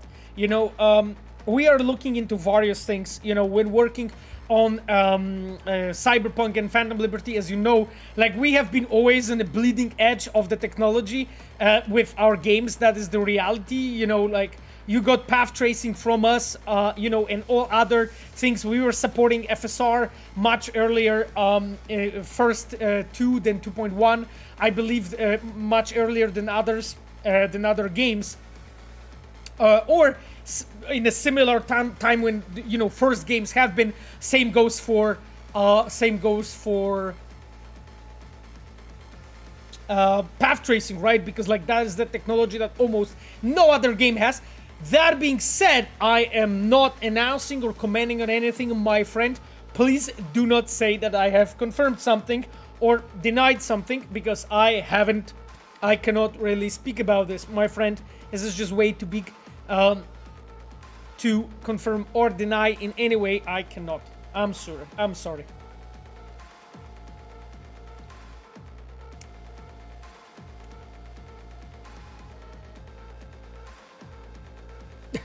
Korkova broken. Pavel blink if Crystal Palace is in Phantom Liberty. God damn it. Stop it. I am not gonna blink at all. No. Neon asks, how did you guys come up with a spy thriller for an expansion? I mean, I answered this question already a bunch of times for the press, but I can definitely give you some more information. So the thing was that what we really wanted to do with Phantom Liberty, we wanted to do something new. We wanted to do something fresh, something different. Now, when looking for something fresh and different, we also wanted to do something that nobody else did, or if someone else did, it wasn't really explored a lot, you know? It wasn't really present in games a lot. And yet another factor when we were looking for spy thriller, what we wanted to do is to make sure that we are actually doing something that fits nicely into the cyberpunk as a subgenre. As you guys know, in Cyberpunk there is actually already lots of different elements, such as romance, such as western, such as noir, such as action movies, such as even adventure movies, adventure stories. All of those are components of Cyberpunk as a subgenre. The thing was that we were looking for a natural expansion of that subgenre that will feel fresh, while in the same time feel authentic for Cyberpunk. And this is where, actually, at some point when we had some discussions between directors, one of us, and I remember, I don't know if it was me, but definitely I was one of the people that said it very early, was to try with a spy thriller. And I remember, and this was actually definitely me, when I suggested, you know, our directors, when we've been working together on the Phantom Liberty story, on the story outline, I suggested, guys, what if we look into Tinker Tailor Soldier Spy, the movie that I really adore, and I said, like, what if we look into that movie and try to extract, like, the theme and try to make it based on that. And then, you know, together with Tomek Marchewka, our associate story director, and Igor Sarzyński, our narrative director, and Błażej Augustynek, our lead quest designer, Andrzej Stopa, lead cinematic designer, we have reached the conclusion that probably the best theme for Phantom Liberty, well, not the theme, the best genre, a subgenre for Phantom Liberty will be spy thriller. And then we started exploring, you know, all other inspirations, such as Bridge of Thieves, such as Bourne's Identity, such as Ocean's 11, so a bit more action-y oriented, such as James Bond movies. You know, we started looking actually into the variety of, I would say, spy movies in general, spy stories in general. We have also looked into actual real data about spies, you know. I don't want to say basically what books and what sources I've been reading, because I may give away too much of and suggest things in regards of the story, so I will not. But basically those were actual diaries and documents about work of spies during the Cold War, specifically between America, Colombia, Cuba, and Russia.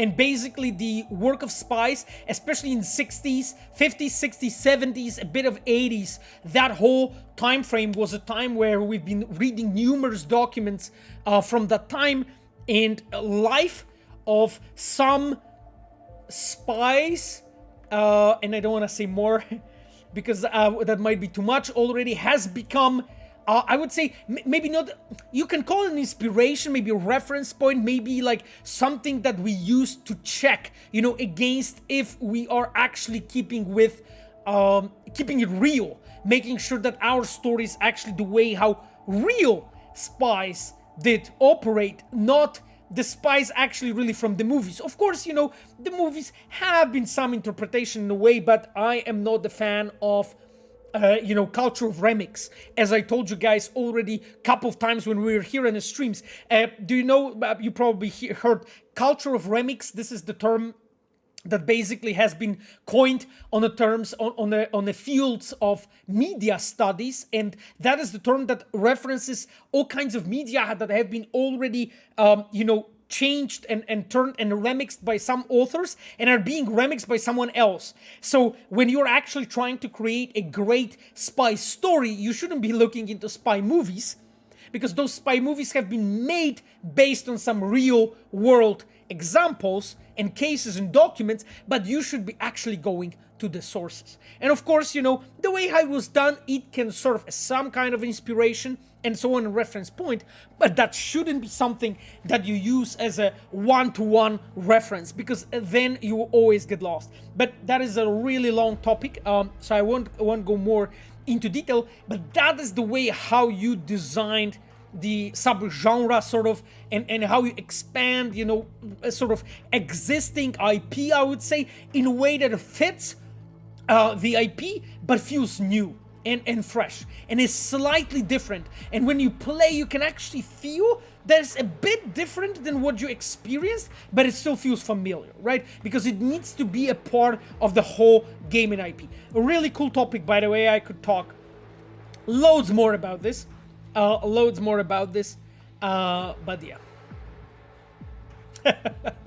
Machiavelli said Ocean's 11, son of a bitch, I'm in. Oh yeah, I knew Machiavelli.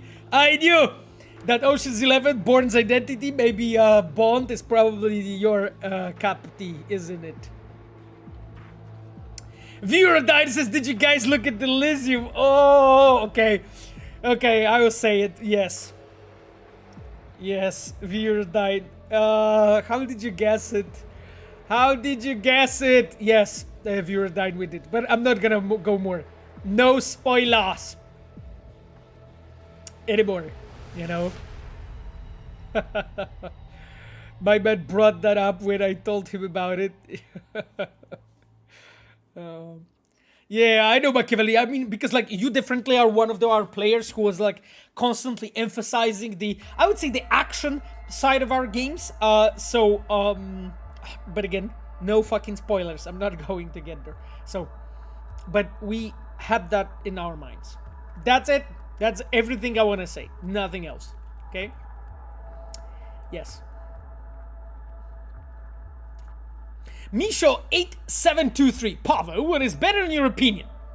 An RPG having a voiced character in various different languages, but with limited dialogue options and consequences, or don't having a voiced character, but with more dialogue options and their consequences? Misho, I was asked about this already a couple weeks ago, you know, when we were talking about Baldur's Gate.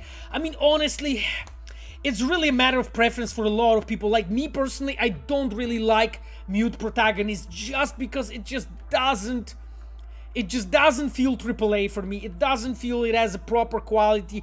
It just, I have trouble getting into my character and so on. It's like I'm not really a fan of this, right? But I do, of course, recognize the fact that it's so important, that it just allows you to actually show off all of those consequences and so on. This is a really important factor. So because of that, what I think is best is always the matter of actually having voice protagonists, but then all of the different consequences. But then the problem is just how many different languages in voice acting you're supporting, because all of that, it goes into the budget, right? And actually, like, I think it's a great exercise that we can do here. And let me actually look really quickly on Steam, because like I want to check actually how many voiceover languages the Baldur's Gate has. It's only English, right? I think it's only English, isn't it? I'm checking. Yes, so it's only English actually. So that's the thing. Baldur's Gate is only voiced in English, therefore it gives you so much more flexibility, right? Because it supports 13 languages from what I'm seeing, yes. And it has basically 13 different languages with subtitles, but only English has voiceover. That is it, you know, and that is so different than, let's say, Cyberpunk, right? Let me look at Cyberpunk 2077. And when I look at Cyberpunk has 18 languages, 18, and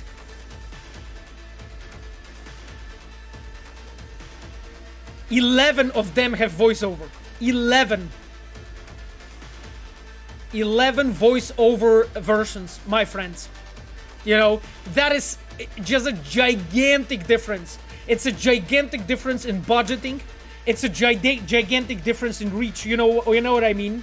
Like, if you look at 13 languages, if you look at the languages supported by Baldur's Gate versus, let's say, Cyberpunk, if you want to compare it on that front, it just shows you, you know, how important it is how important it is, you know, how many localization versions given game has, because it impacts the budget so much. But my friends, it also impacts the technology. You know, it impacts the technology so much. And I'm looking right now in Starfield just to check it because I'm curious actually. Starfield has 9 languages and 5 languages have VO. Yeah, so we have Baldur's Gate with 1, Starfield with 5, and Cyberpunk with 11. This is just huge difference. That's the thing, you know, when you have so much budget spent on voiceover, and please mind you, voiceover is one of the most expensive things in game development. That's the reality. And as I started talking to you, actually having different voice acting languages, it also impacts the technology, because you need to do something that we call scaling. And what scaling is the fact that you have perfectly timed gestures in every single language. If you play Cyberpunk in German, that is over 20% longer than short languages like English. And if you play it in Polish, that is like couple percent longer than English. You will see that English, Polish, German, all of the timings of those languages is perfect. Actually, at the moment when someone says something, the gestures are perfectly timed to what people are saying and doing. That saves so much time and so much development hassle in situations when we have to do properly the event scaling, in situation when suddenly, you know, you set up all your scenes for English and then the language comes in that is longer, let's say German, that's much longer than other languages, and then suddenly you see that tremendous difference, and then everything is mistimed. You know, you need to have a technologist able to scale it, and sometimes even go in and manually do work and fix situations and variants for other languages. This is really expensive. So that's why actually there's a lot of it's really wise for Larian and Baldur's Gate crew to actually really go with only English as voiceover version. You know, even as much as I appreciate the fact that we have so many different versions, it's just like, it is just so much more, it allows you to do so much more when it comes to budget and time, when you can put all of those languages, all of that budget into one language, right? Because imagine you would like go take Cyberpunk amount of lines and time it 11 times. 11 times. You know, 11 times. That's the thing, my friends. So, super important thing, you know, like from what I'm seeing, Starfield is doing something in between, right? Because Starfield is at 5 languages, so they're like midway where Cyberpunk is, but much more than what, you know, Baldur's Gate did. So, you know, interesting, very interesting topic, actually, to discuss. Isn't finished the longest? I don't know, Asha, maybe it is, but it's not in the languages that are supported by Cyberpunk. I don't think. Do we have Finnish in Cyberpunk? No, we don't. I'm just checking once again because you literally surprised me. But I don't think we have Finnish. I would be really surprised, but let me check it, please.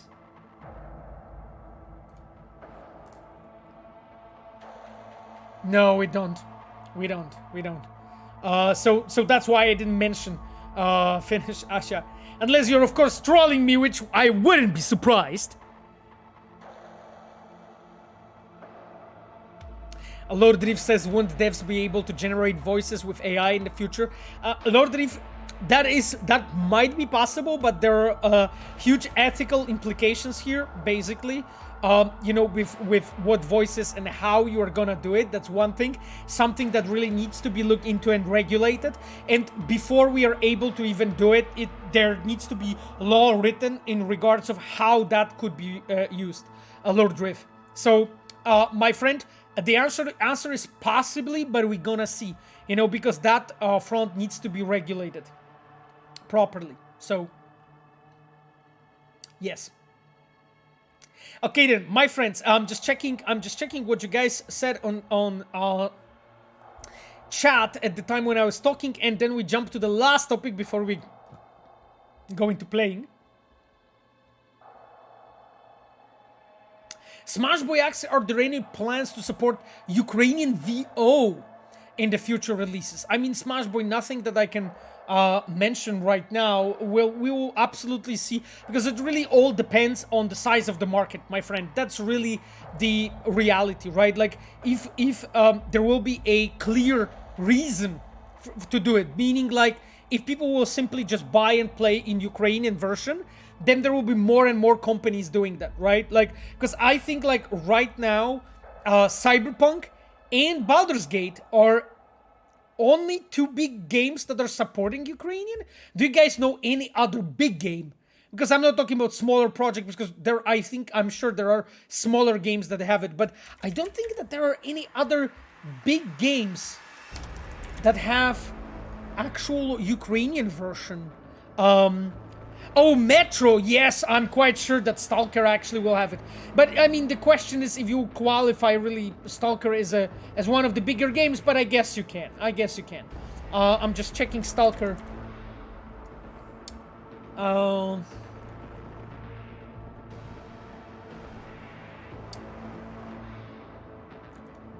Yeah, and Stalker has actually two voiced version, which is English and Ukrainian, which is really interesting, you know. So yeah, so Stalker is actually the first one that goes with Ukrainian voiceovers. Very interesting, very cool. So yes, so we have this, and there's Metro Exodus. Yeah, I'm quite sure that Metro had it.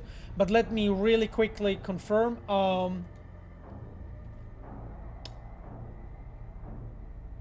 Yes, it did. It did have both subtitles and voiceover version, Metro.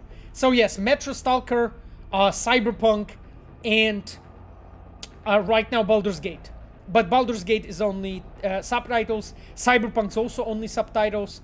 And while Stalker and Metro are voiceovers. Yeah, Stalker's made by Ukrainian studio, obviously. Glasolalia, that's correct. Okay then, checking other questions for you, my friends, on the chat, really quickly.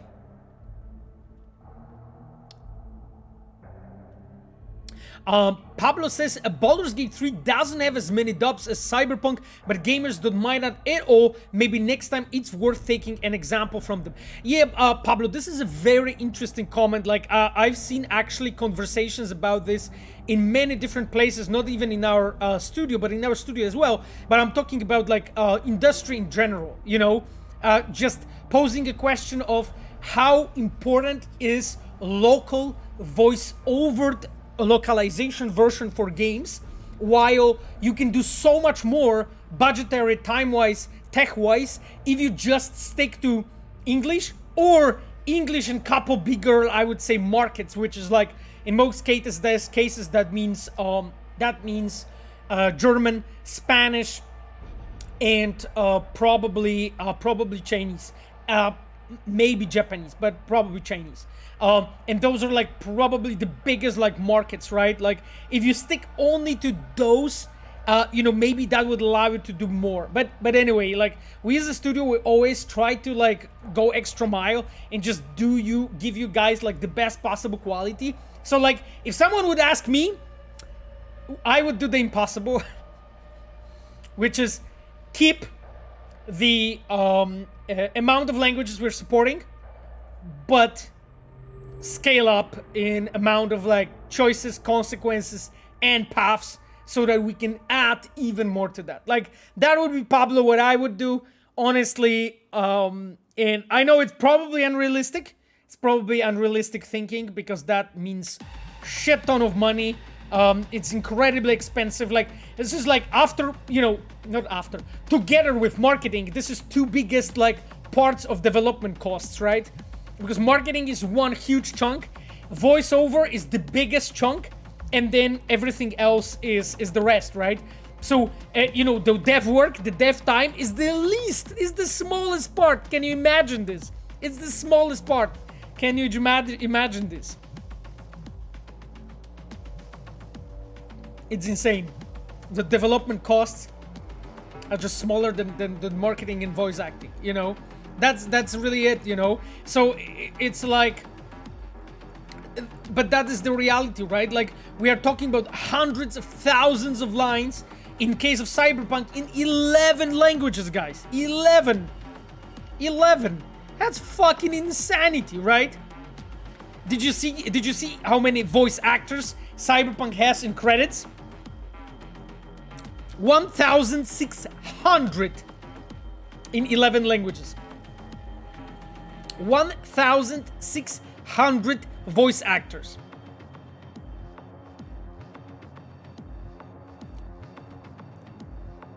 Yep, that's fucking... This is how much work it takes to localize the game for you to 11 languages. And I'm talking voice acting. I'm not talking even other languages that only have subtitles, you know? 1,600 actors. Yeah. Kurkova asks how many dialogue lines are in Phantom Liberty. I mean, I can say it's quite big amount, but I cannot give you the guys' numbers. I would love to, but I can't. We didn't disclose this, and I can't. You know. Series says, didn't Cyberpunk cost 120 million to make? That's relatively low compared to other AAA. I mean, Series, so first of all, I do not know complete number for Cyberpunk production cost. I just don't know. So, no idea. However, what I can say is like the fact you need to have in mind that a huge chunk, main chunk of development of Cyberpunk is done in Poland. That is significantly cheaper than America or US, America or UK, you know, or any other Western countries, you know. That is the reality. We are just much cheaper to produce the game with rather than, you know, Western countries. So the number in Polish zloty would probably be, you know, just comparatively lower. That's the reality. That being said, I just don't know. That being said, I just don't simply know what was the number, so I can't even comment on that or give you any estimates. Besides, I probably cannot, and it would be... I would break my NDA if I even mentioned this, so I don't know. Yes.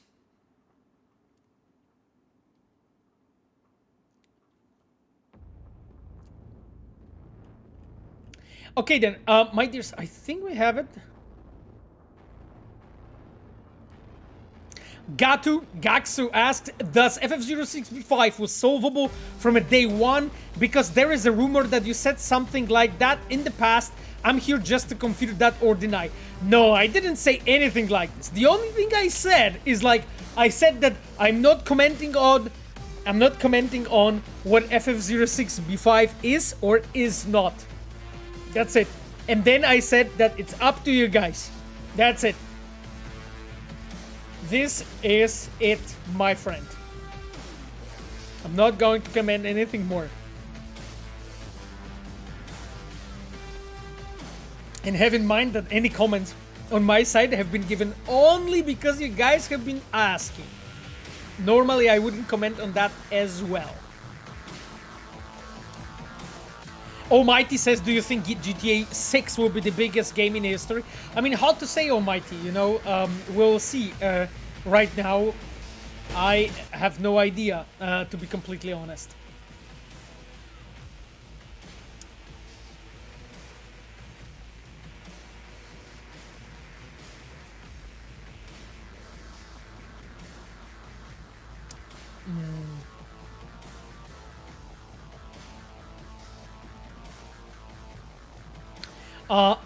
Alex BRB says the Italian written adaptation is done really well in Cyberpunk 2077, especially in shorts with books, and actual quotes. I don't know who's leading the job, but they made an astonishing work. Yes, I mean we have basically a Italian vendor that was working with us, and we have people in a house that are basically Italian native speakers who are playing that and reviewing that and making sure that it sounds as good as it only can in Italian. And that is basically the same exact process as we have done in every single language. So, but this is lots of costs and lots of development time, my friends, to do it. That's simply the reality, you know. That's simply the reality. Okay, my chums, I think Path to Darkness says, I'm Italian and I'm proud. I'm glad, my friend. I have also, you know, Italian quest designer team, Daniele Trascina. So I am sure Daniele is proud as well.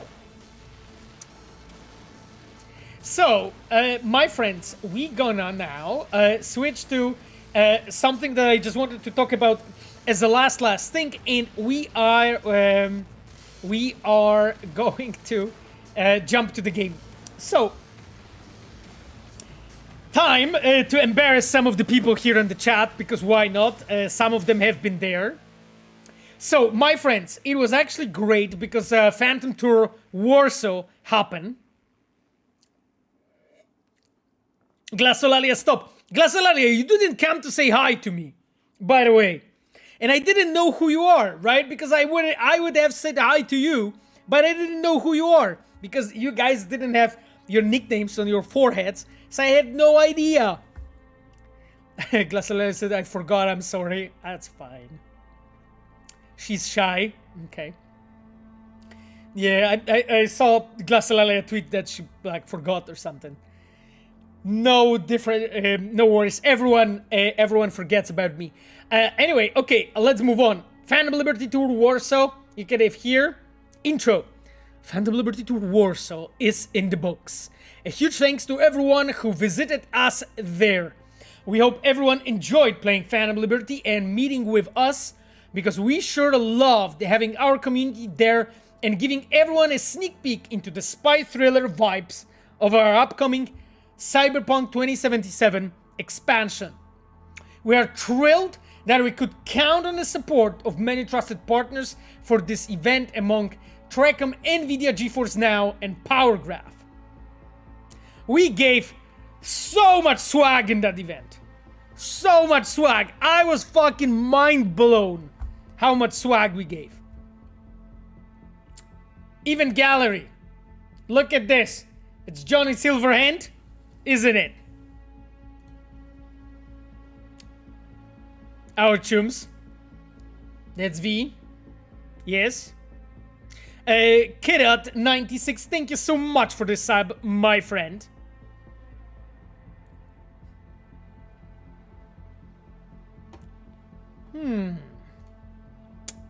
Another one, John Silverhand here.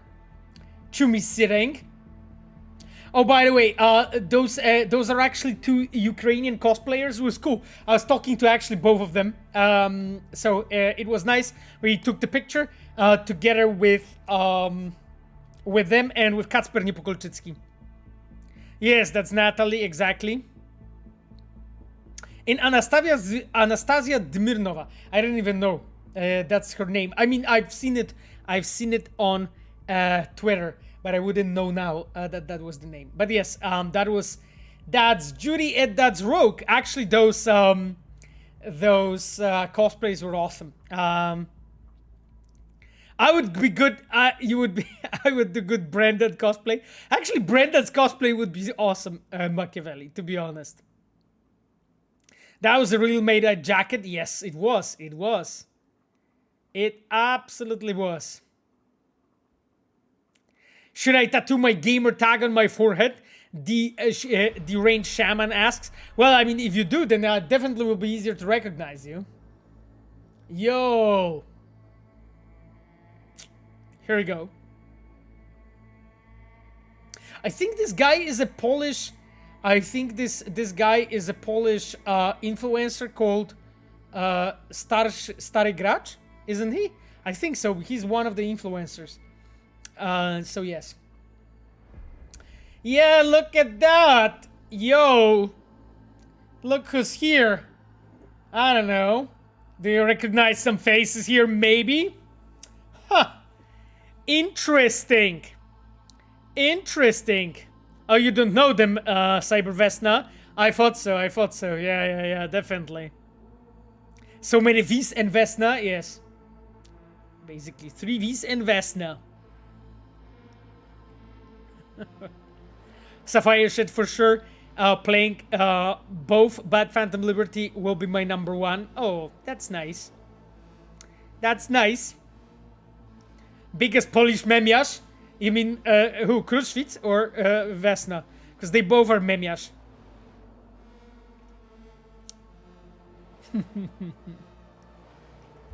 Okay then, let me move on. Okay, so those are our V's with our dear community manager. Let's move on. Yeah, I think those were like awards and so on at the end, you know, when we were giving the awards. Exactly. Oh, yes. That is one of our chumis as well. That regularly appears on our, events.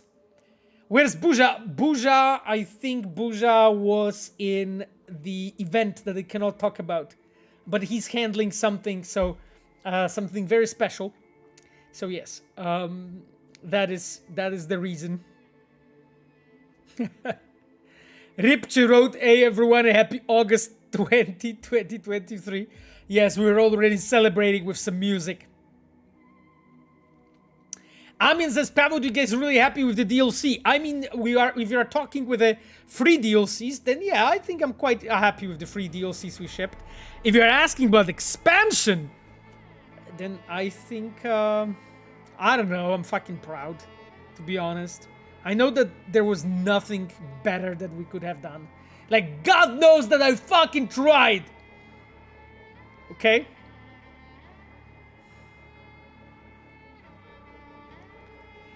And you said, I like your games, but I'm afraid about past experiences. Amiens, my friend, don't worry. You don't have to pre-order, right?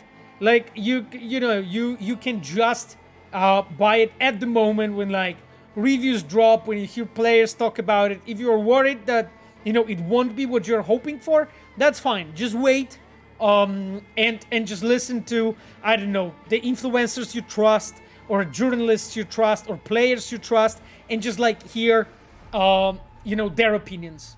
And then do as you please, my friend. Really. I'm not gonna be convincing you otherwise. Like, we have done fucking everything we could. But, it doesn't have to be enough. And you have a right to have your own expectations. And just wait, Just wait. If you are wondering. Fluffy Noxy says, how big is the hype in CDPR? I mean, it's pretty big, I have to say. It's the atmosphere is pretty energetic, I have to say. Like, because like we are at the last steps right now, with the work and like checking stuff out and testing and all of those. Oh, our favorite song, Chums. Because of that, there's still some work to be done. But in most cases, the atmosphere is energized. People are playing the game, sharing their experiences, sharing, if they found anything that needs to be addressed and whatnot. So it's pretty cool. Yeah, Bartek said, oh, I can't wait for a release. Yeah, exactly. Let's go through the pictures, my dears. All of our chums. That's another community manager. Yo! I hope you recognize those. Here you have him. Another dear community manager and lead of our community team. Well, actually director at this point.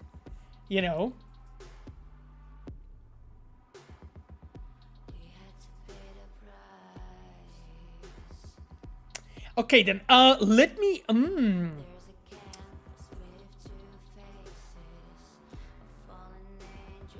Nermian Lila, yes, exactly. Oricon asks potentially controversial question: would it be correct to say that the vehicle combat was originally missing due to old gen tech limitations, since modders on PC were able to restore it very early on the Phantom Liberty? Is it only on the new gen? Oricon, it's yes and no, my friend, because like it was mostly just because of how much there was still to be done for the game. But of course, that is a factor. That is a factor, you know, the fact that those consoles are old, the fact that those machines just couldn't really do much anymore. So absolutely naturally, it is part of the topic as well. But you know, the factors such as time, the development costs, such as, you know, people we had, such as like the way we wanted to do it. And I think like in Phantom Liberty, we have done it in a pretty cool way. And again, players that played it, tried it, they know what I'm talking about. But it took a lot of time to develop it properly, you know. That's the way it is. It's a pretty massive feature, you know, that handles every single fucking car in a game, right? And so many of them just require custom treatment. You'll see what I mean, you know. Another chummies. Ooh, kind of blurry, but yes. Zoom. I can't zoom. Enhance. It's heads.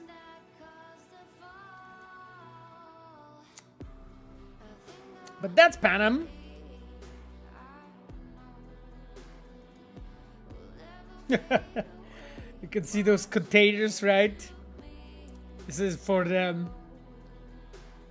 This is a cool spot. Yeah. Our community team really tried to like stick with the theme, exactly as Bartek said.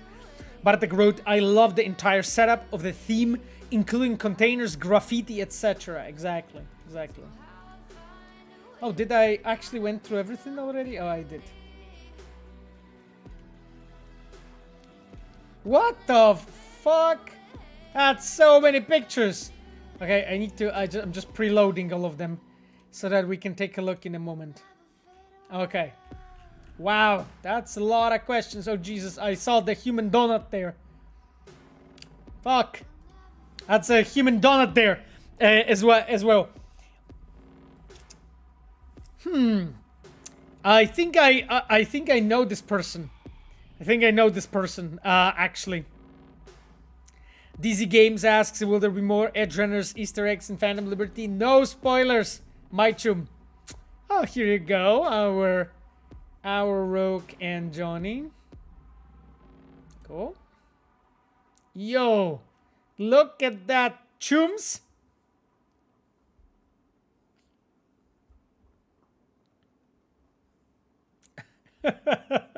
Oh, Mighty said, please don't release patch 2.0 before Phantom Liberty. It will take away the hype with Starfield. Interesting. We will see, my friend. I assume that yeah, I think music ended. It did. I suspect, my friend, that there is some kind of a plan how to do it well, and we shall see. We shall see, right? Yes. Probably. Oh, sorry.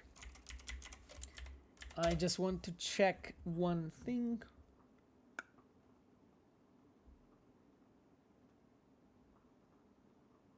Okay, I got it.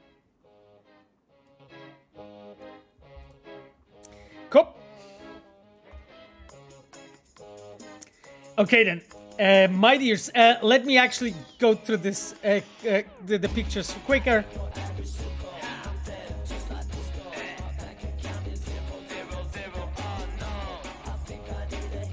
I love this song too.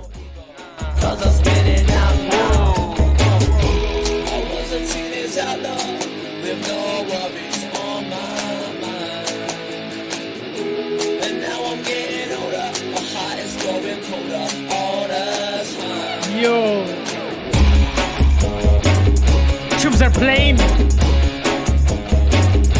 By the way, I like this Panam's jacket here. Look who's there! Look! Look! And there!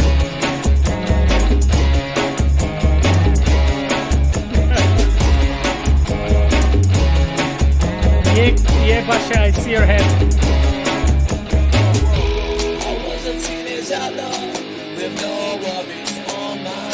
Another of our tunes.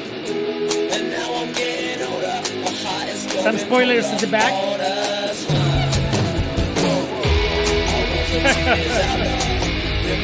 You're dead, basically. This is what the screen there says. My dears says you are dead.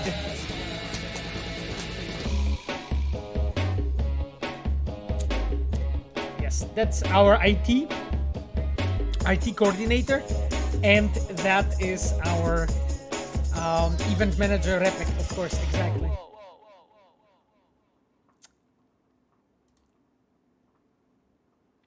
And some very interesting pictures. Here you go. Is the content you produce part of CDPR marketing strategy? You mean content I produce being like here in the stream? No. Of course not. Look at this. That's Marta and Kuba, our PR and our legal. Probably talking to you guys about NDA. That fight was intense. Which fight? Oh, the one that you had on the screen. Glassolalia said, I died twice playing. At first I hadn't managed to jump, and then I thought I couldn't run through Barguest, completely ignoring the fact the booster had a cooldown. Yeah. True. Oh, here you go. Red playtesting program, by the way.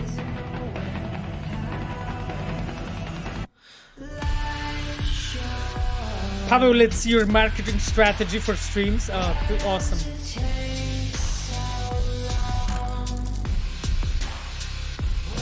Lord Ridge asks, probably can't answer this, but will there be a cinematic intro change after Phantom Liberty? No, I cannot answer this. This is just content stuff. So yes, I cannot. You are right, Maichu. Oh yeah, and then afterwards, you know, we sit down in our tents, you know, our army tents for Barguest, and we had some food together and talked. Here you go, the Barguest dog.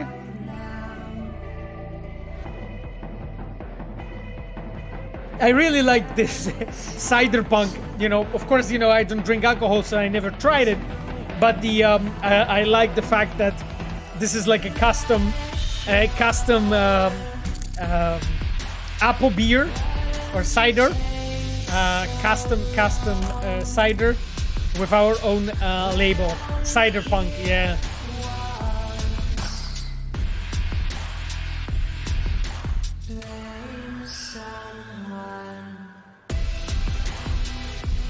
Did you expect the streams to be so big and well known? I mean, they are not so big. They're not big. They're pretty cozy, to be honest. So, considering like how big of a CD Projekt is, how big CD Projekt is of a brand, and then in the same time, you know, Cyberpunk itself, then yeah. There's a question, no alcohol? Well, I think that the cider was with alcohol.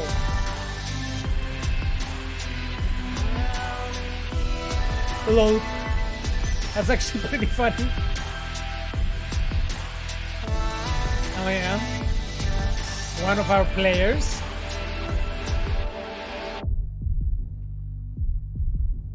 That is cool. Our chums, you know, we've been actually together in Luca, you know. Our Dandelion and our Priscilla. Yeah, exactly. Priscilla and Jaskier. Yep, exactly. Cyber Jaskier, yeah. Exactly. Cyber Jaskier. They were with us in Luca, you know, so that was cool. Welcome to Dark Future. Yo, check those chums out. Heroes, are you there?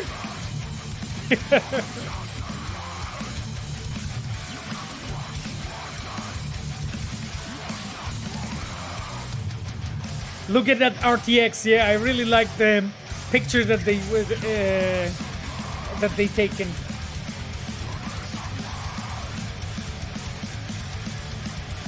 Path tracing, yeah, exactly. Full path tracing.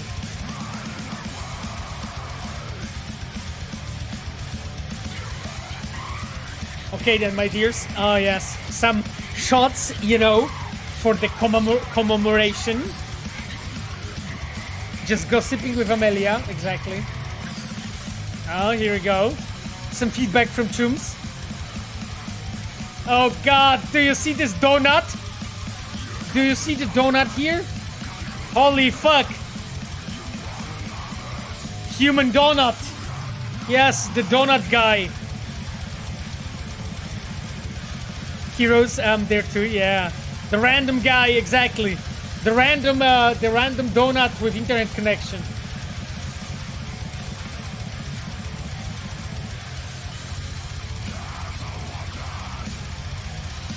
Yeah, I arrived actually before the Q&A and just sat down there on the staircase, and we were like just sitting together and chilling, you know, and talking about stuff.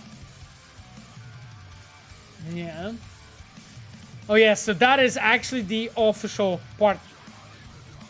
Taking selfies, yeah, exactly. That is already the official part, right? That is Rafał Kosik, of course, the one in the center here, my dears. And then let me actually draw. This is Kuba Knapik, you know, our global art director. And this is Kacper Niepokulczycki, our lead environment artist, you know. So that's it. And that is a human donut.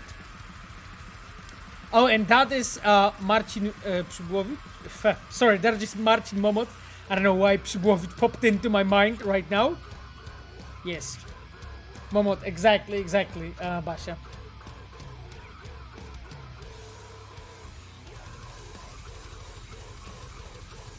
Interesting.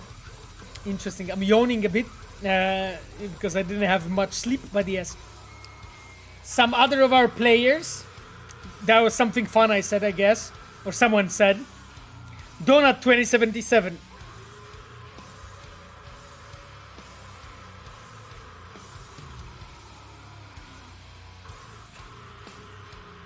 Yeah. A lot. Well, it's actually really funny because like a lot of those chums I actually met in person in on the 20th anniversary of the project. So that was cool. Interesting music. I know. That was, I think, Acid Breather. Yeah, and now it's blurred. Those are the songs from Edgerunners.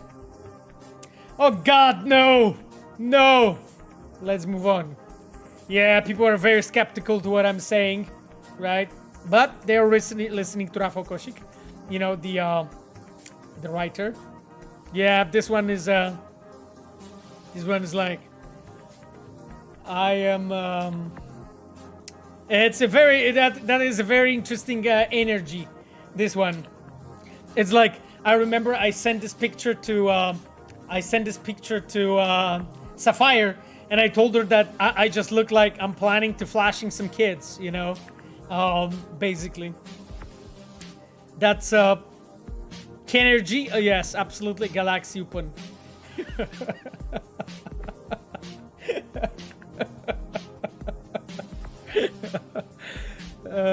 Yeah, well.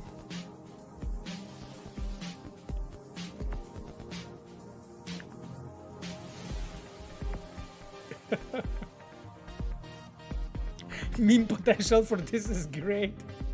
Right, thanks, I guess. Yeah, that's Casper.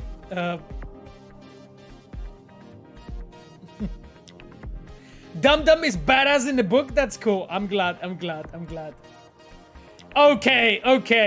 That was like a grill of the century. That was grill of the century. I remember that. I remember that moment. Grill of the century. And I was like, that's funny. Please, can I run away?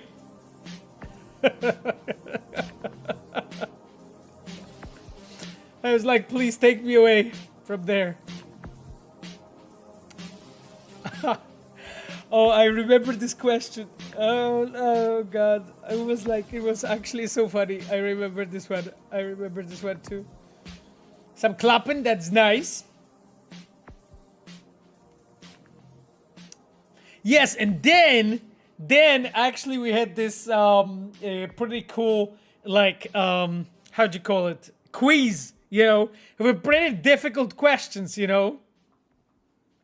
So, yes. On Kahoot, exactly. I was a quiz. And some winners.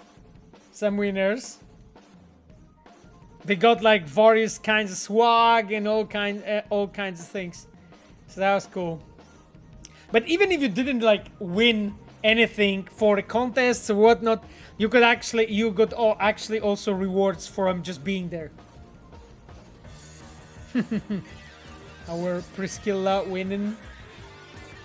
Yeah, and I think this is Rafał actually handing over the books, because he came with a bunch of presents, I would say, and yes, they were handing out the book.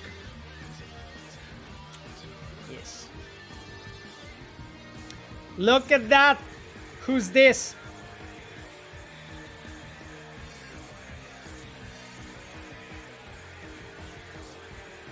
Yeah, this is how the place looked like, This is actually by our office, you know that, guys? This is actually by our office.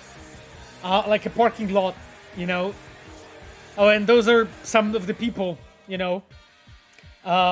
posing with the...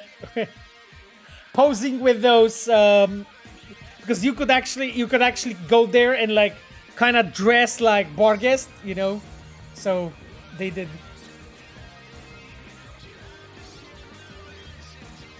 Yeah, that's basically one of our buildings. Yeah. And those are our chums, Sebastian and Kuba. Sebastian's community manager. Kuba's our legal guy.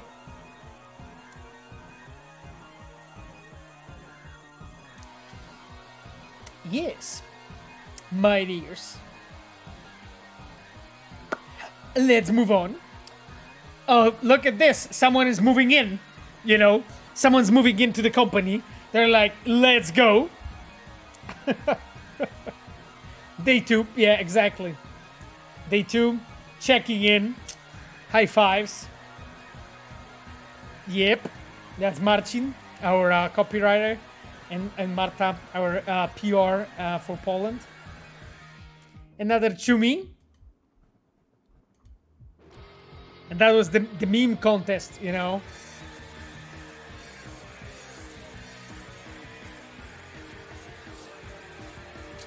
I really loved, by the way, those eyes. Like they were actually glowing at night. So it was cool. Yeah, it was a great time. I appreciate the attire, with a yellow belt. Together with a yellow Cyberpunk on the picture, on the t-shirt. Yeah, so many Pavos and Marcins. Yeah, Ashbury Fusion.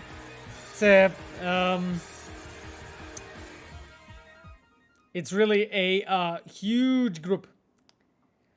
Yeah, so it says toilet for dogs, basically this place.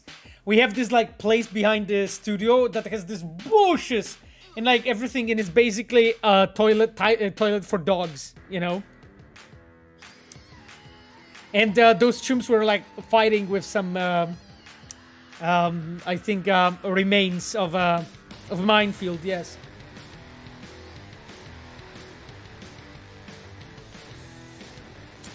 Another chumis. Oh wow. I hope she was able to eat anything with those glasses. Well.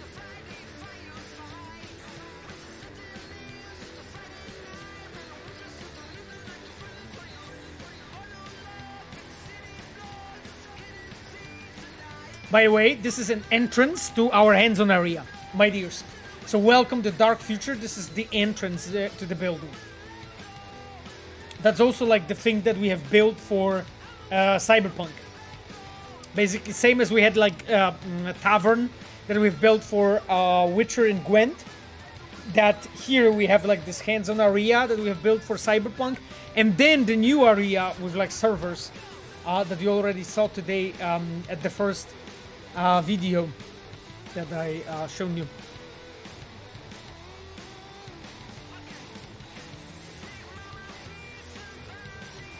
Yep.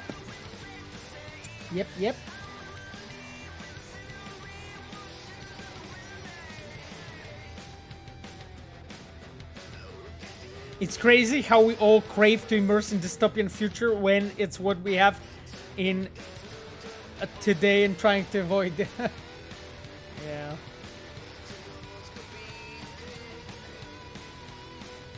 Our Chumi plane.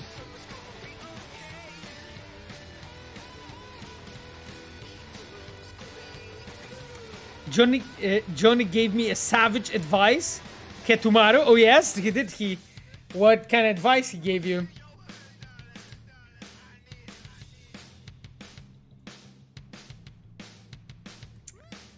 What advice? Enhance? Which enhance? This one?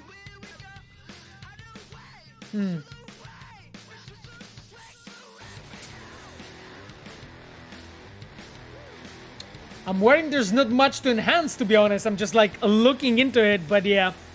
Korpiok says hello, good night. Good night, Korpiok. Thank you. Okay, another group of Chumis to play.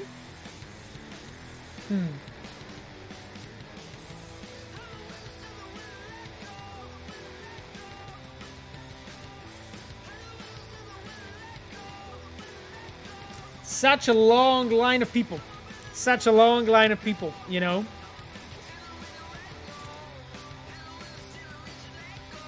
Okay then, yes, our Chumi with the guitar. And then later we sat and ate together, yeah.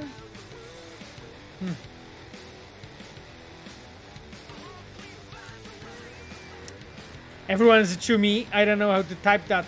Schnitzel! You typed it well, my Chum Schnitzel. It's like heaven. I wish I could be there too. Yeah, Machiavelli. I mean, you know, like we put a lot of work into making sure this event will be cool. And yeah, I know what you mean. You know, not all of the fans could be there. Playing my role said now I want to go to Poland one day. That's nice.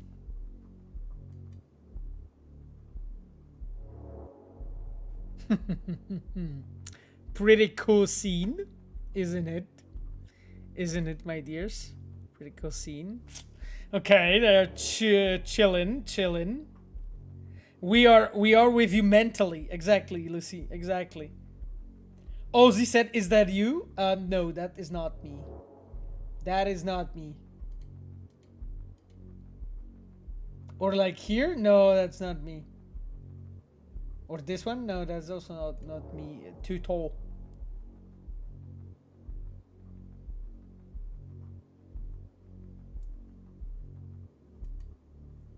You redeemed a couple of this inside scene story a couple minutes ago. Yeah, I know, my friend, but everything is inside story nowadays. So we'll see. We'll see if I will have anything that I can add. You know.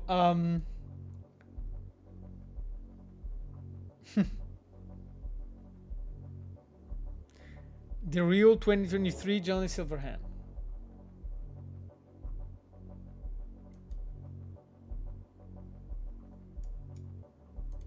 Okay, let's keep going. Play on.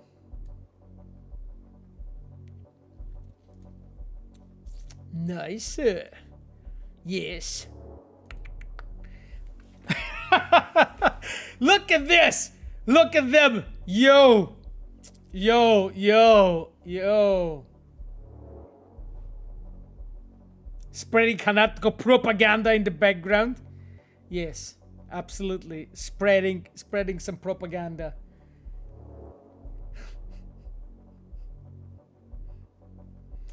What it says? Fuck depot shit? I don't know what it actually. Słowiański przykład, exactly. What the fuck depot shit is.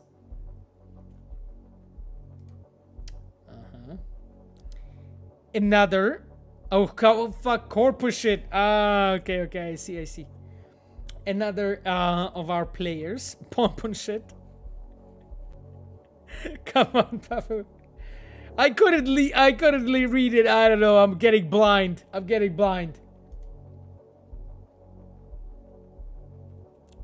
This is by the way inside the office at the ground floor, my friends. Good night, Vladislav. Thank you so much.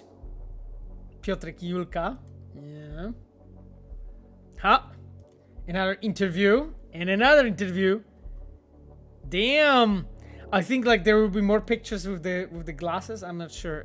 With the eyes, I mean. Oh, by the way, that's Zuzia. That's my mentee. By the way, I don't know if Zuzia is watching us, but yes. She was there actually. She sent an application and was accepted. It was not me. It was not me who actually helped her out. She actually did it on her own and got approved. So yes. And another of our players. Here you go. Chillin'.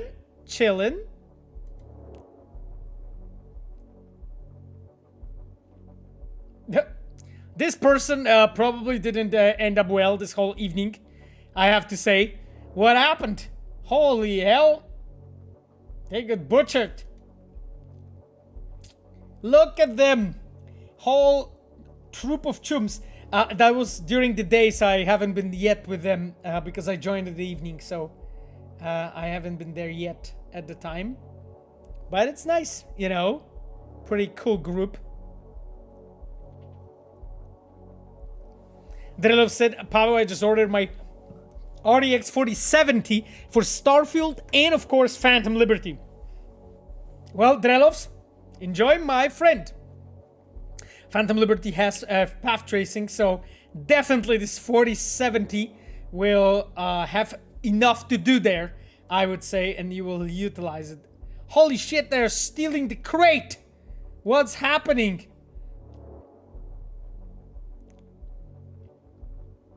Yeah, it was 160 people total, 80 people a day from 2,500 applications, basically.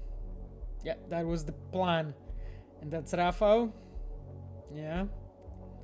And that's the audience, you know, this is how it looked from our perspective. Jesus, who's this guy? Completely accidental person on that, you know, on that couch. Holy shit. Aha. Just a random guy. Sweet red jacket. Well, the red jacket actually that I'm wearing, this is the present from Ffffire. So, you know, that's the thing. If not clothing that I get from her, I would just be with a bare ass here on this meeting, just having no clothes on my back. Yeah, here we go. Like it's again some. I'm trying to like find words, but it's difficult. It's going really hard. Yeah, you can see the pain.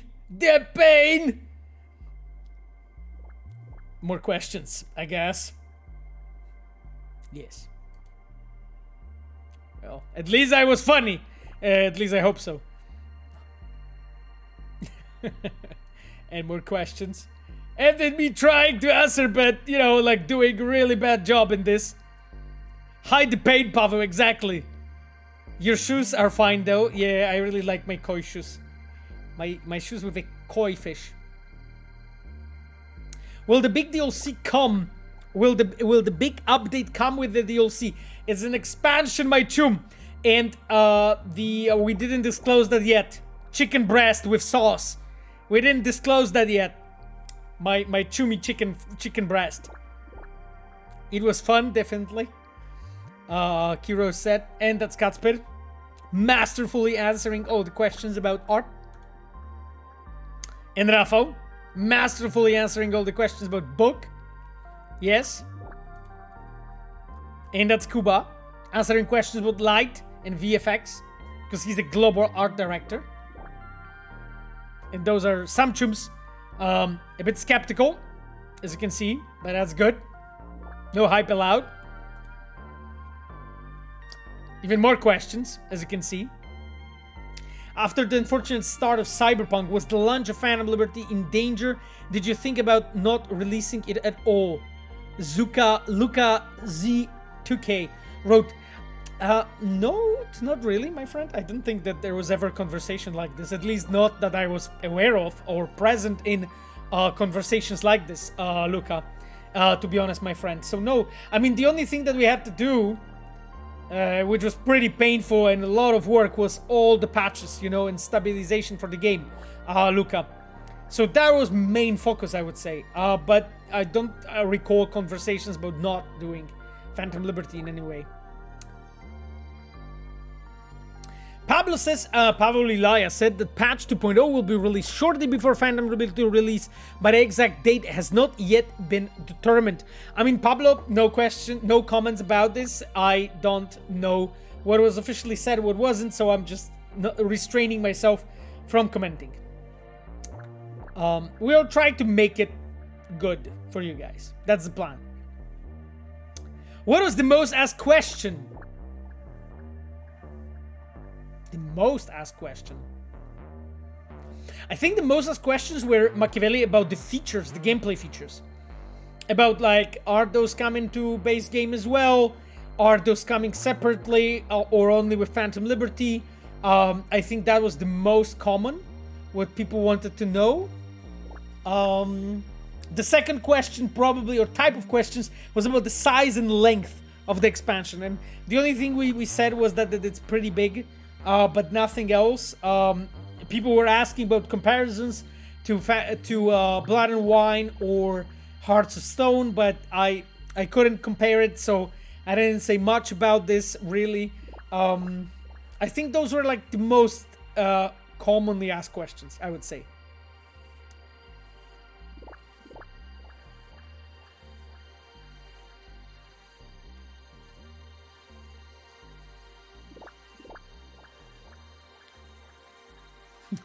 Big Boy Raf asks, expansion when?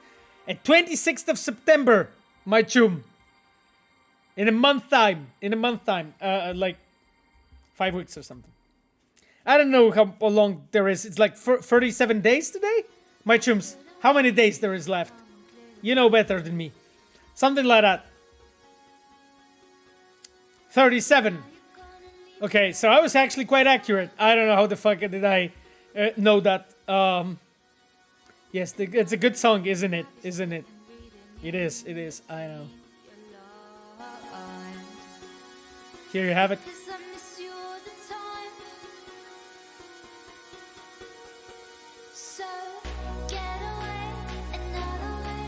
Okay, chums, so let's check the last pictures, because this took much longer than anticipated. Kuba's explaining something. Zuzia, my mentee, and Laura, it's like she was also sort of on the event. We're talking about this. She's like also working on stuff for games and so on.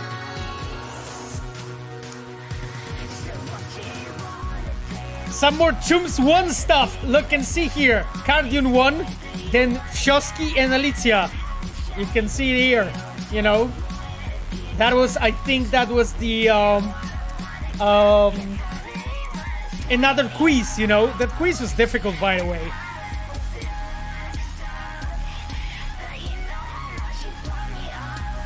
Love it, but Edgerunners gave us so much meaning. Ffffire wrote, yeah, specifically to the song, right? And so many memories. I miss my old view on the song before watching Edgerunners. Yeah.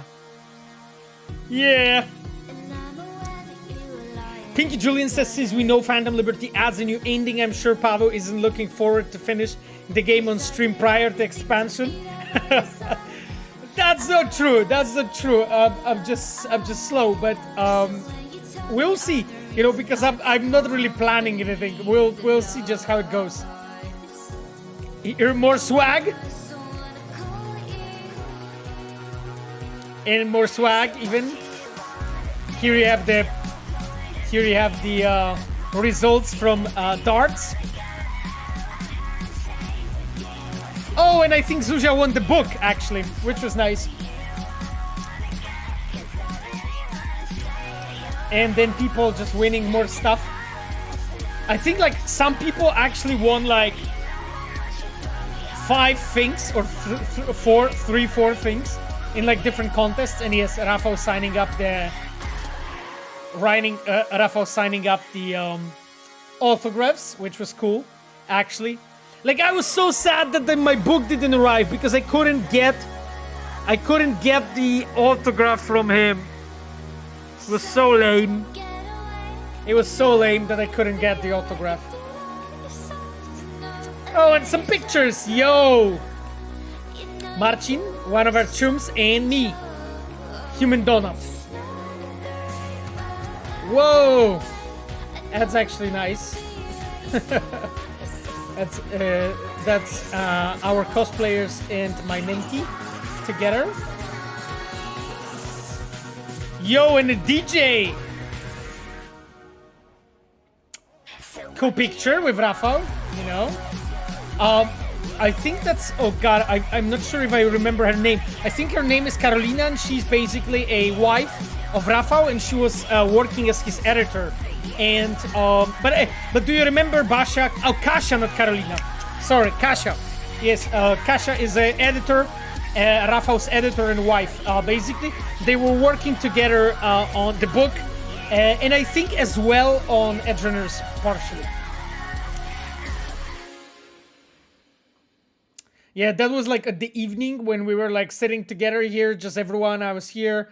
Lilaya was here, Alicia was here. We were just talking with people, so that was fun, actually. Oh yeah, let's go.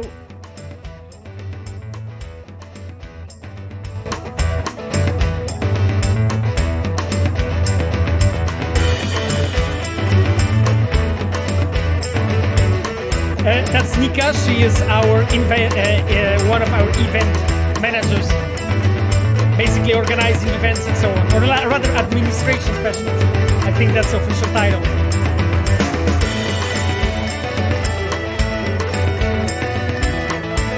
Female dum-dum, I guess. That's it. That's the last picture, yo. We did it, chums. We went through everything, yo. So now, let's start the game.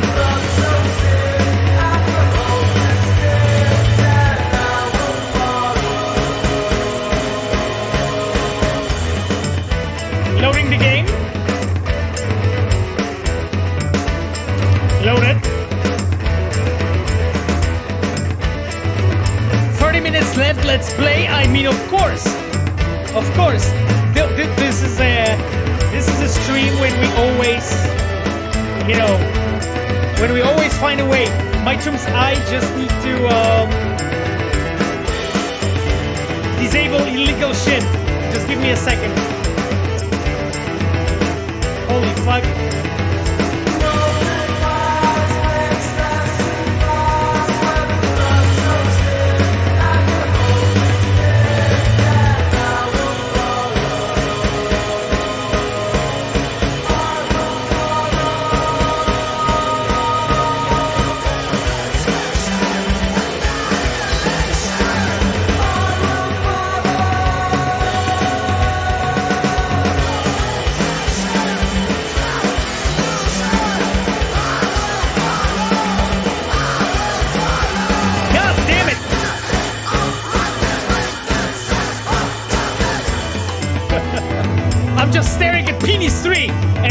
Holy shit! I need to turn this off. Just give me a second. My chums, I am here, fucking mixing the music. Yo! Yo, DJ Sasko! That was short.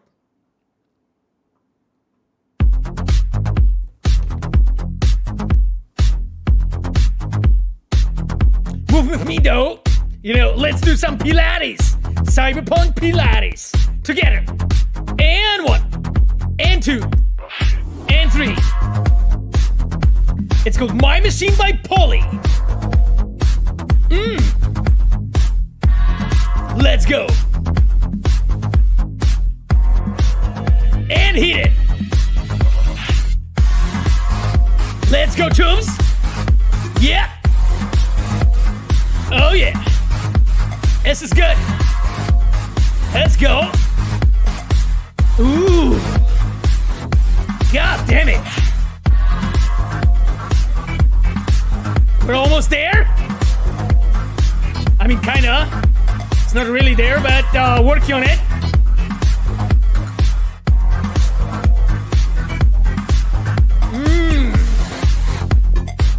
Sweet path tracing enabled. Okay. Space screen reflections quality. Yeah.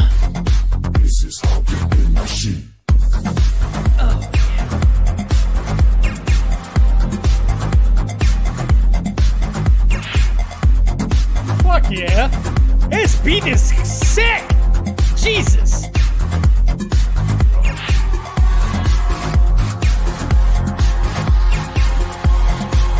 Okay, then I'm just checking last things. Sorry, chums, it takes us a bit of time.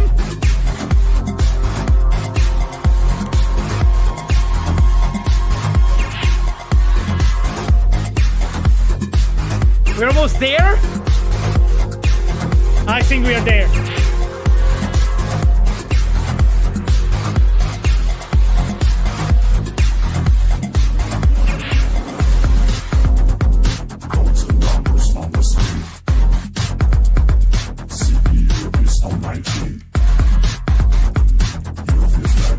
Okay, it works.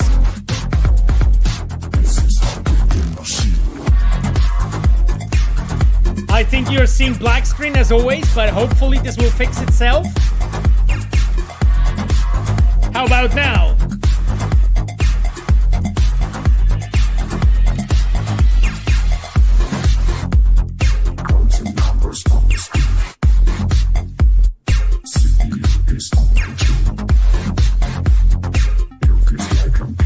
I mean, this is fucking hype, seriously. Makes you wanna raid Arasaka Tower, right?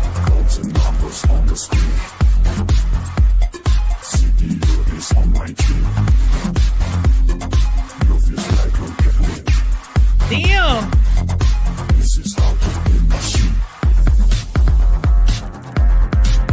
Woo. Loot is under the car. Okay then, my dears, I think that we're gonna be doing this because I'm thinking like, what else we gonna do right now? How dare they loot under the car?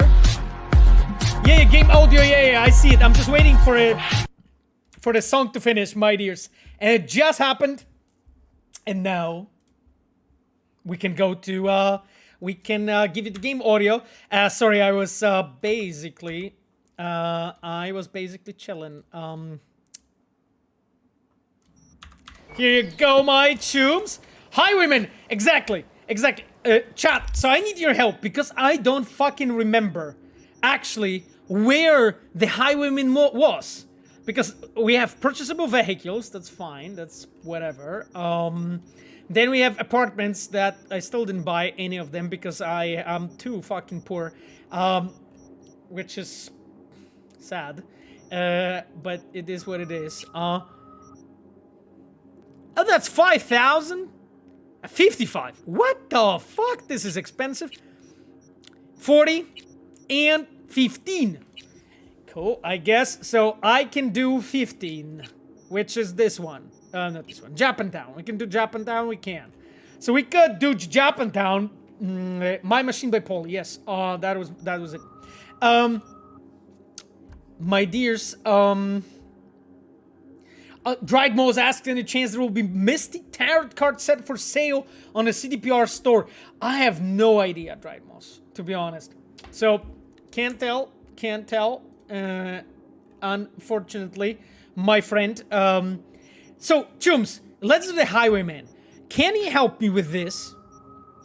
So, I need to find James, find out what happened. I don't remember who it was because it doesn't have the mappings, right? So I just don't know where to fucking find it. There's still some young guy in the garage. The Heartbreaker type. Emails on the computer are from certain James. And then I have to be a genius to connect the dots. Might be worth looking for a Romeo, especially in Japantown. Okay.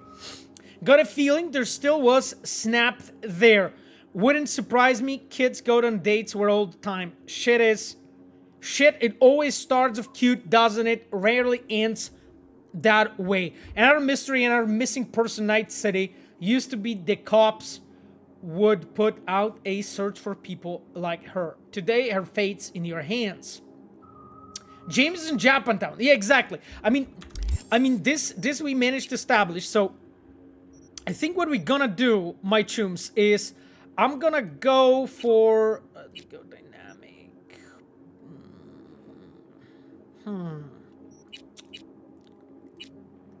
Let me go...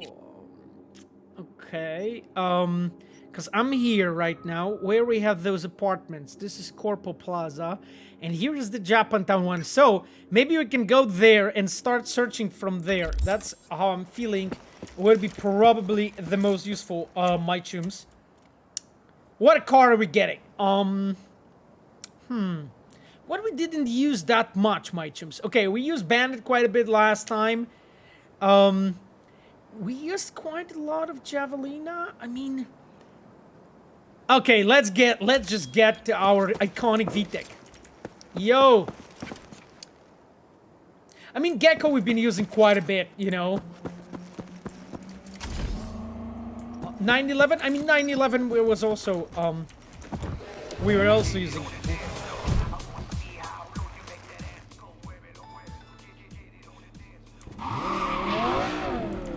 Love it. Love it. I fucking love this car, by the way. I love this car. It's like one of the better designed cars in the game. Jesus Christ, I don't want to bump people. Some cool music. I love this car, my favorite.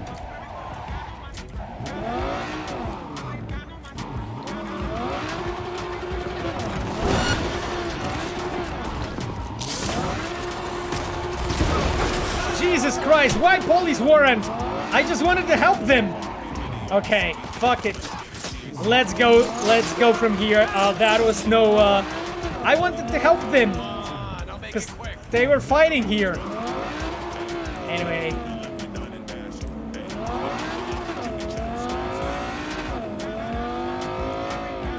I missed this. Oh, did you? I'm glad I'm here to deliver. I'm glad I'm here to deliver. Okay, chums, let's go. So I'm going to the Japantown, to the where the apartment is, and we need to find James.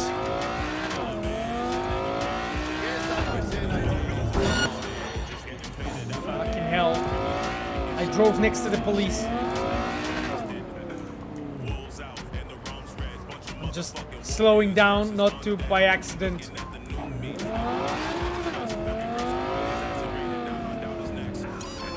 It went away. Okay then. I am safe. Okay then, let's go.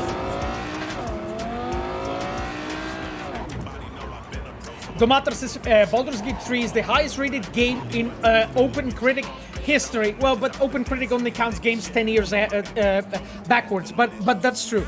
And 96 Metacritic, mainstream appreciate complicated RPG game in 2023. What are your thoughts? Is there new standard for the genre? A complicated game, not Ubisoft much. I mean, I absolutely think it's a new standard.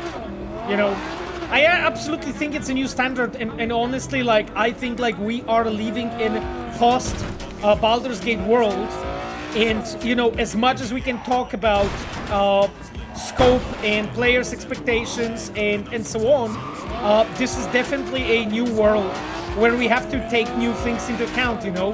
And today when we were talking a bit about, you know, for instance, getting the voice acting done for one language as Baldur's Gate has versus 11 languages as Cyberpunk has, I was telling the chat that Cyberpunk had 1,600 actors that were employed, you know, with the 11 different language versions. So, like, we as a game dev, we will have to, as an industry, we will have to answer the question of what are we doing at this point, because, like, we can see definitely that a lot of players just appreciate, like, a large volume of the game and just many different paths, many different ways of playing.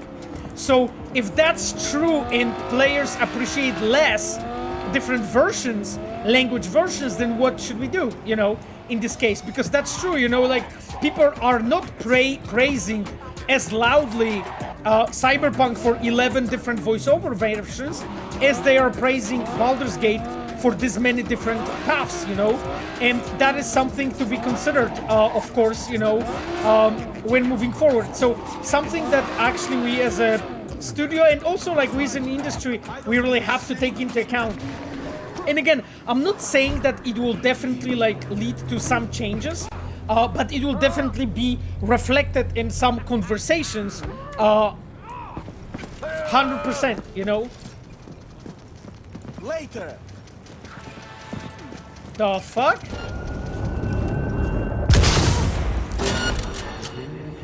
How dare you abort! I know, I know. You're fucked now! Oh, you sure? End her! Come on. You're not in trouble. I've got this.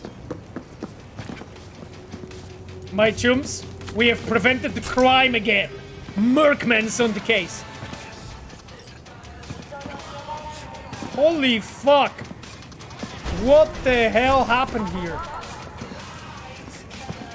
What the heck?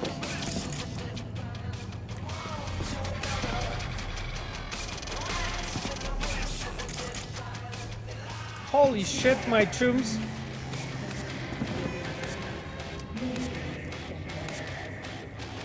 Something weird with the shading? No, I mean, this is just the thing that you can loot. I don't think it's something weird with the shading. Let's check what they have to say. Okay, guys, so a piece of the story for you. A piece for the story. Kuba Ostapiuk and Piotrek Golus are open world designers for Cyberpunk. Piotrek Golus unfortunately left a couple years ago, Cyberpunk, but Kuba Ostapiuk is still in my team in open world, so this is a conversation between them. Here you go. Your explosive sniper blow up that poor Civ 2. God damn it, that's not good. Would you go full cyberware in real life? Oh yeah, 100%. 100%, you know.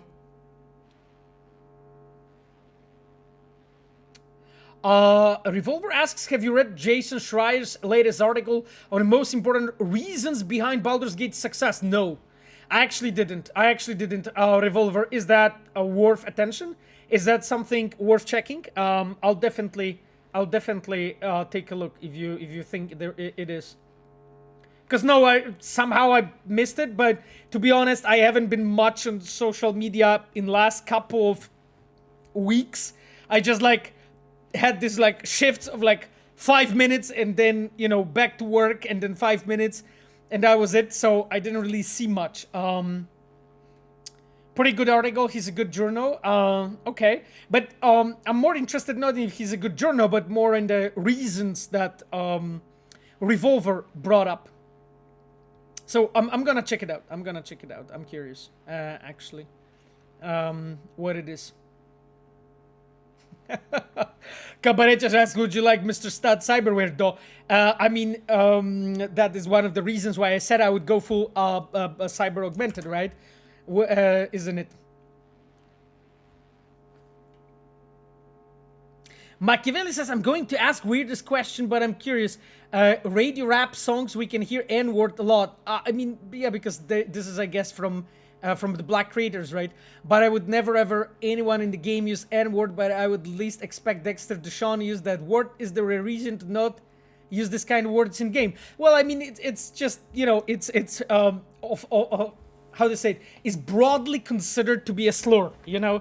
And like, it's not only this word, Machiavelli, it's actually like there's just a group of words. In many languages, English has its own, you know, and on any other languages have their own languages that are considered slurs. So those are normally words that we as creators, we are not really using. This is not really elegant.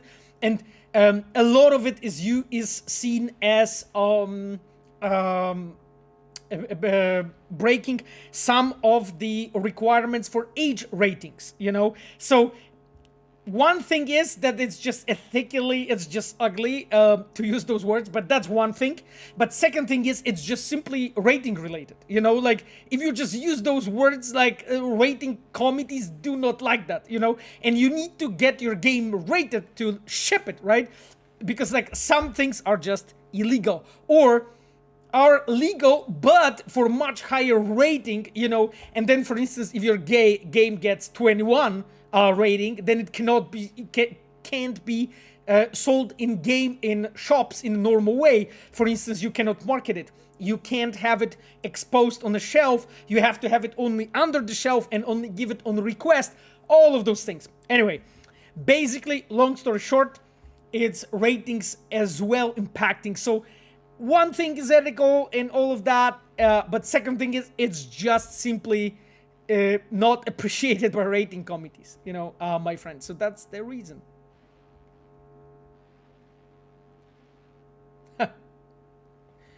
Revolver said it's not made by a publicly traded company. Well, I mean, Revolver, sure, that is a fact, but is that a reason of its success?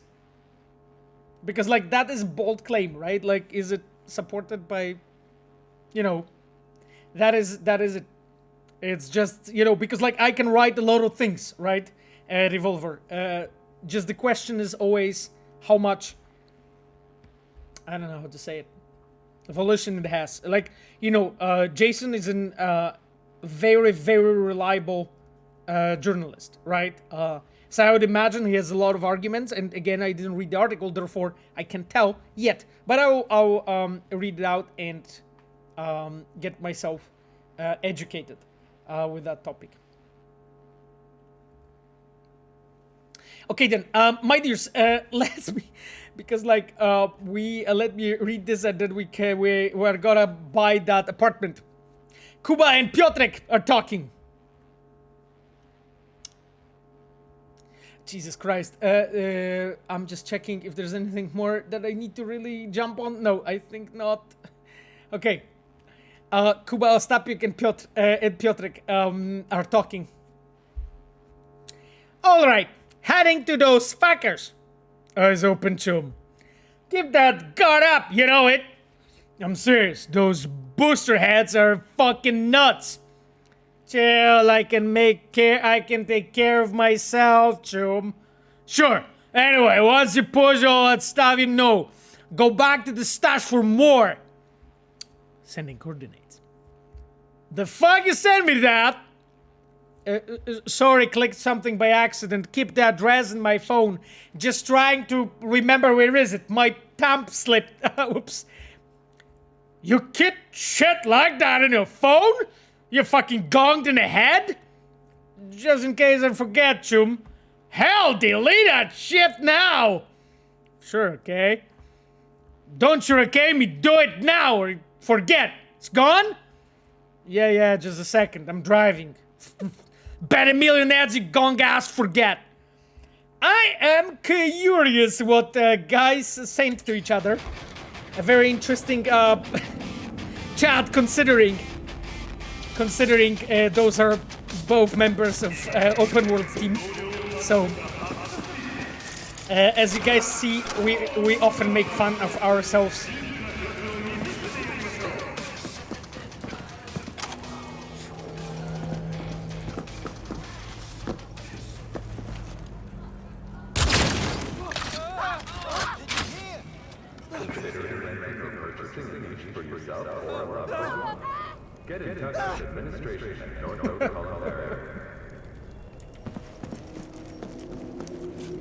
It feels like it was based on something that happened in real life, playing in my roles. Oh, I bet it was, but I don't know it.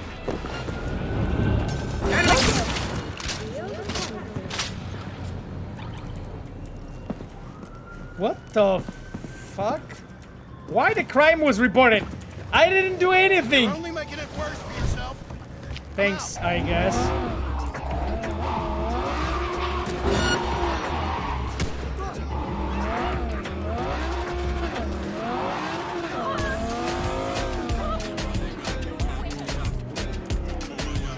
No, the loot? Or was there a loot? Jesus Christ. Well, okay, right now it's too late. We need to go get out.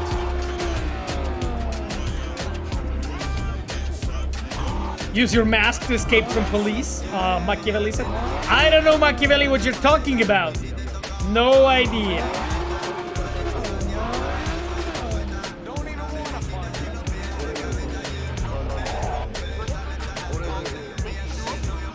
I'm just hiding here in plain view. Just not moving because I don't want police to catch me. Holy fuck.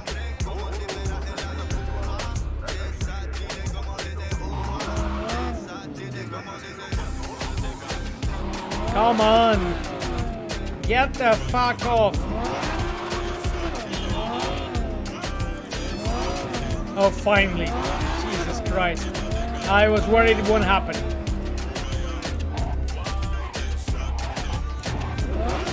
Okay then, my dears. Where is this Jeep? Oh, because we are going to the dealer's stash! Oh! I was for a second confused.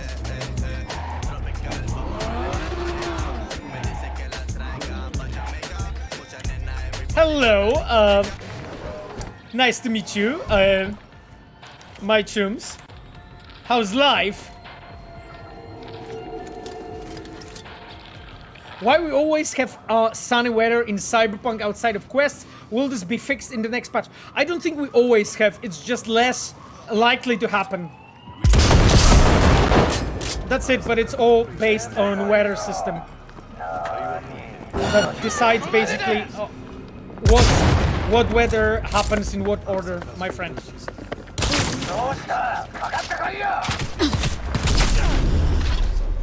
Jesus Christ. I had to tank some bullets, but I managed. Yo, cooked 6th Street, that's nice. Jesus, this game looks so awesome. Like when it comes to lights and everything. Damn it.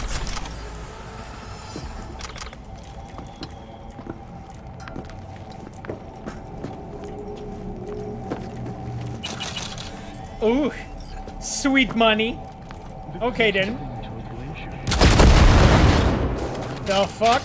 That stash was like mined. Interesting. Oh, I found something. What is this? Aha! Cyberpunk Viagra. I knew it. I knew it, guys. We have fucking boosted this, you know, development, unit. God damn it. There's gonna be like a Viagra crisis now in a whole night city. Let's connect. Candies. Carrier's order. Maybe. Maybe it's a carrier's order. Oh, Jesus. Let me look at it.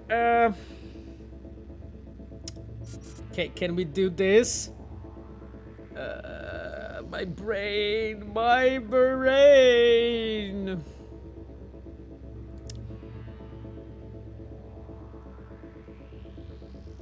No. 55. That is so difficult. Okay, let's go here. And then we go here and we go 55, but then from what the fuck we can go? Okay, we can just go this. And there we have 4, which we can do, which we can't do this, but we could do that.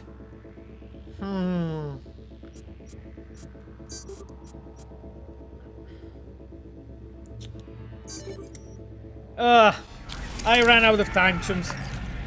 Whatever, but, you know, we got some quick hack components. That's always nice.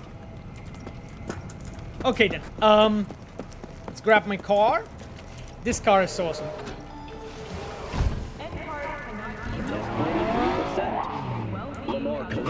Association chairman emphasized that it isn't the implants who kill people, but the individuals themselves who misuse their products. Are you always able to get 3, but sometimes not possible? Possible, it should be actually possible to do it everywhere, every single time, but I frankly don't know if that's 100% true. This is how the game was designed, you know? To be like challenging, really challenging to get all 3 done, but it should be possible. But in this case, I was like, probably answer was somewhere there, but I couldn't see it. Jesus Christ, I'm literally hitting every single car on the way.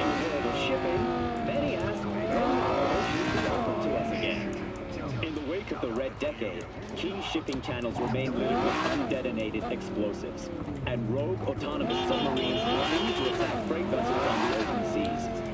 Okay, Chumis, we have arrived. Costs have ballooned by more than 3,000%, which in turn has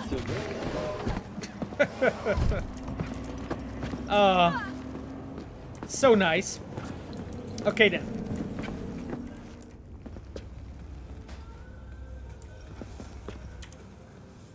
Let's do it! Oh, this is my favorite apartment. Oh, hello, Miranda. Nice to have you with us. You say it's your favorite apartment. Let's go and chill. Upper level apartments. Okay. Apartment sounds like this. Japantown is the best. Okay. Have you guys taken a look at gun balance? The police has just got awful. I mean, of course we did. Of course, like we are redoing completely the police, and then the when it comes to the guns, the balance is being changed as well. So here you go, Japantown apartment rented. Jesus, I remember like I was on the stream for like I think it was 1.5 or something, or 1.6 when we have added them. It was fun because that was one of those that we were showing. Look at this, Chumi. Let's do it. Let's chill. Let's chill in my apartment. Our stash wall is so empty. Our stash wall is so empty, chums. Okay, let's drop. Actually, because we are using only those 3, so I can actually drop Overwatch. I can drop this one. Oh, I cannot drop Skippy. Okay.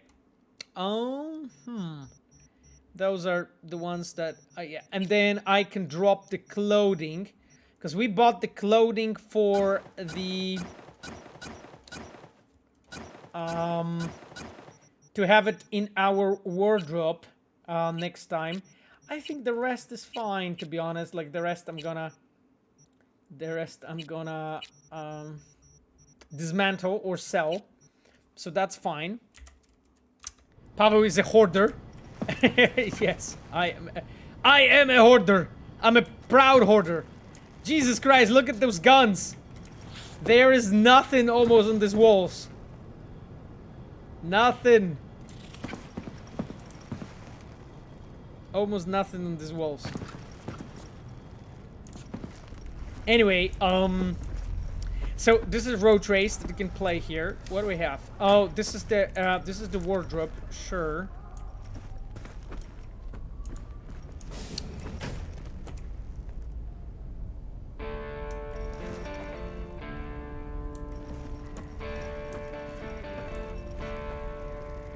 I love this. I love these apartments, by the way, guys. It was such a cool thing that we were able to actually do it, you know. Look at the view. That's not the worst. Yo! That's nice.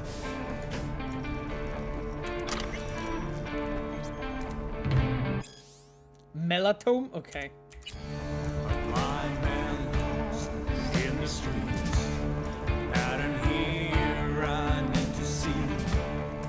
I love it. Like, this role-playing options like this just made me happy, to be honest. We just rented a place and just grabbed someone's food. And yeah, to go. Let's check our email if there's anything new. Ah, okay. Extra. Okay, just spam. Fucking hell.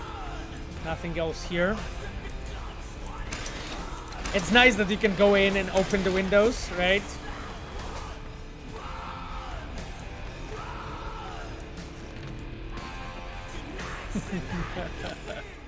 This is so fun, actually. This is really cool.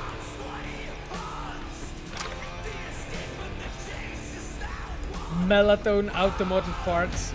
Yeah, you can sit down, you can like I think if I sit down, you can also like smoke if you feel like it, right? If you want to smoke, you can drink whiskey, you can stand. Which is actually nice because of the, you know, you can sort of role play if you want to role play. So yeah. I hope you guys liked it because like it wasn't maybe incredibly expensive, but of course, you know, it required us to actually, you know, put a lot of work into this to be sure that we can pull it off, right?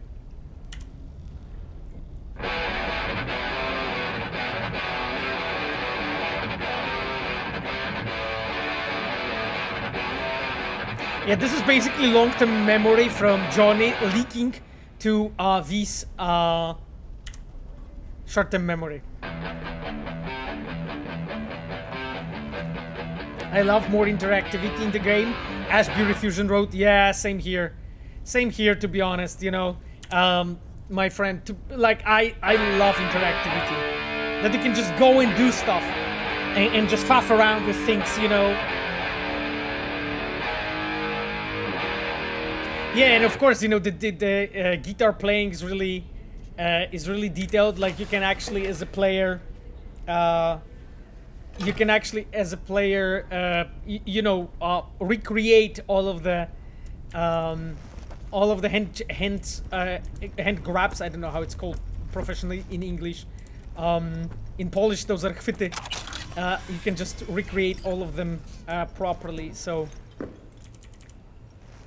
you know, based on how it's done. Oh yeah, I remember. Like we were, because we are playing like a girl from a high school. I forgot. Well, not high school, but rather primary school. I forgot about this. My chums, it's already 11:30. Holy fuck! This was like, okay. Well, we bought the apartment. We chilled in. Next time, what do? We do the quest with James, and then we start doing the endings. Next time we play much more. This time, you know, we had a lot to catch up for. I just realized that we're already after time. Sorry I was talking so much, but you guys had a lot of questions. As you, well, most of the time, you do have a shit ton of questions. Now, let's play some Polish reggaeton for the ending. That's Diego Chichidon and Just Wine for the ending. So, my dears, thank you so much for being here today. It was a pleasure to stream for you. I wanted to thank specifically our Reds and moderators, my dear girlfriend Ffffire for showing up here, Cogito, as always, for being here with us, and then our dear Reds, Bartek Pyrko, our level designer, Chivok, our player experience manager, Monica, our UI producer, Moody Sheep Matilda, our QA narrative coordinator. Thank you so much, and I leave you with this banger. and we'll see each other hopefully next week. See you, my dears.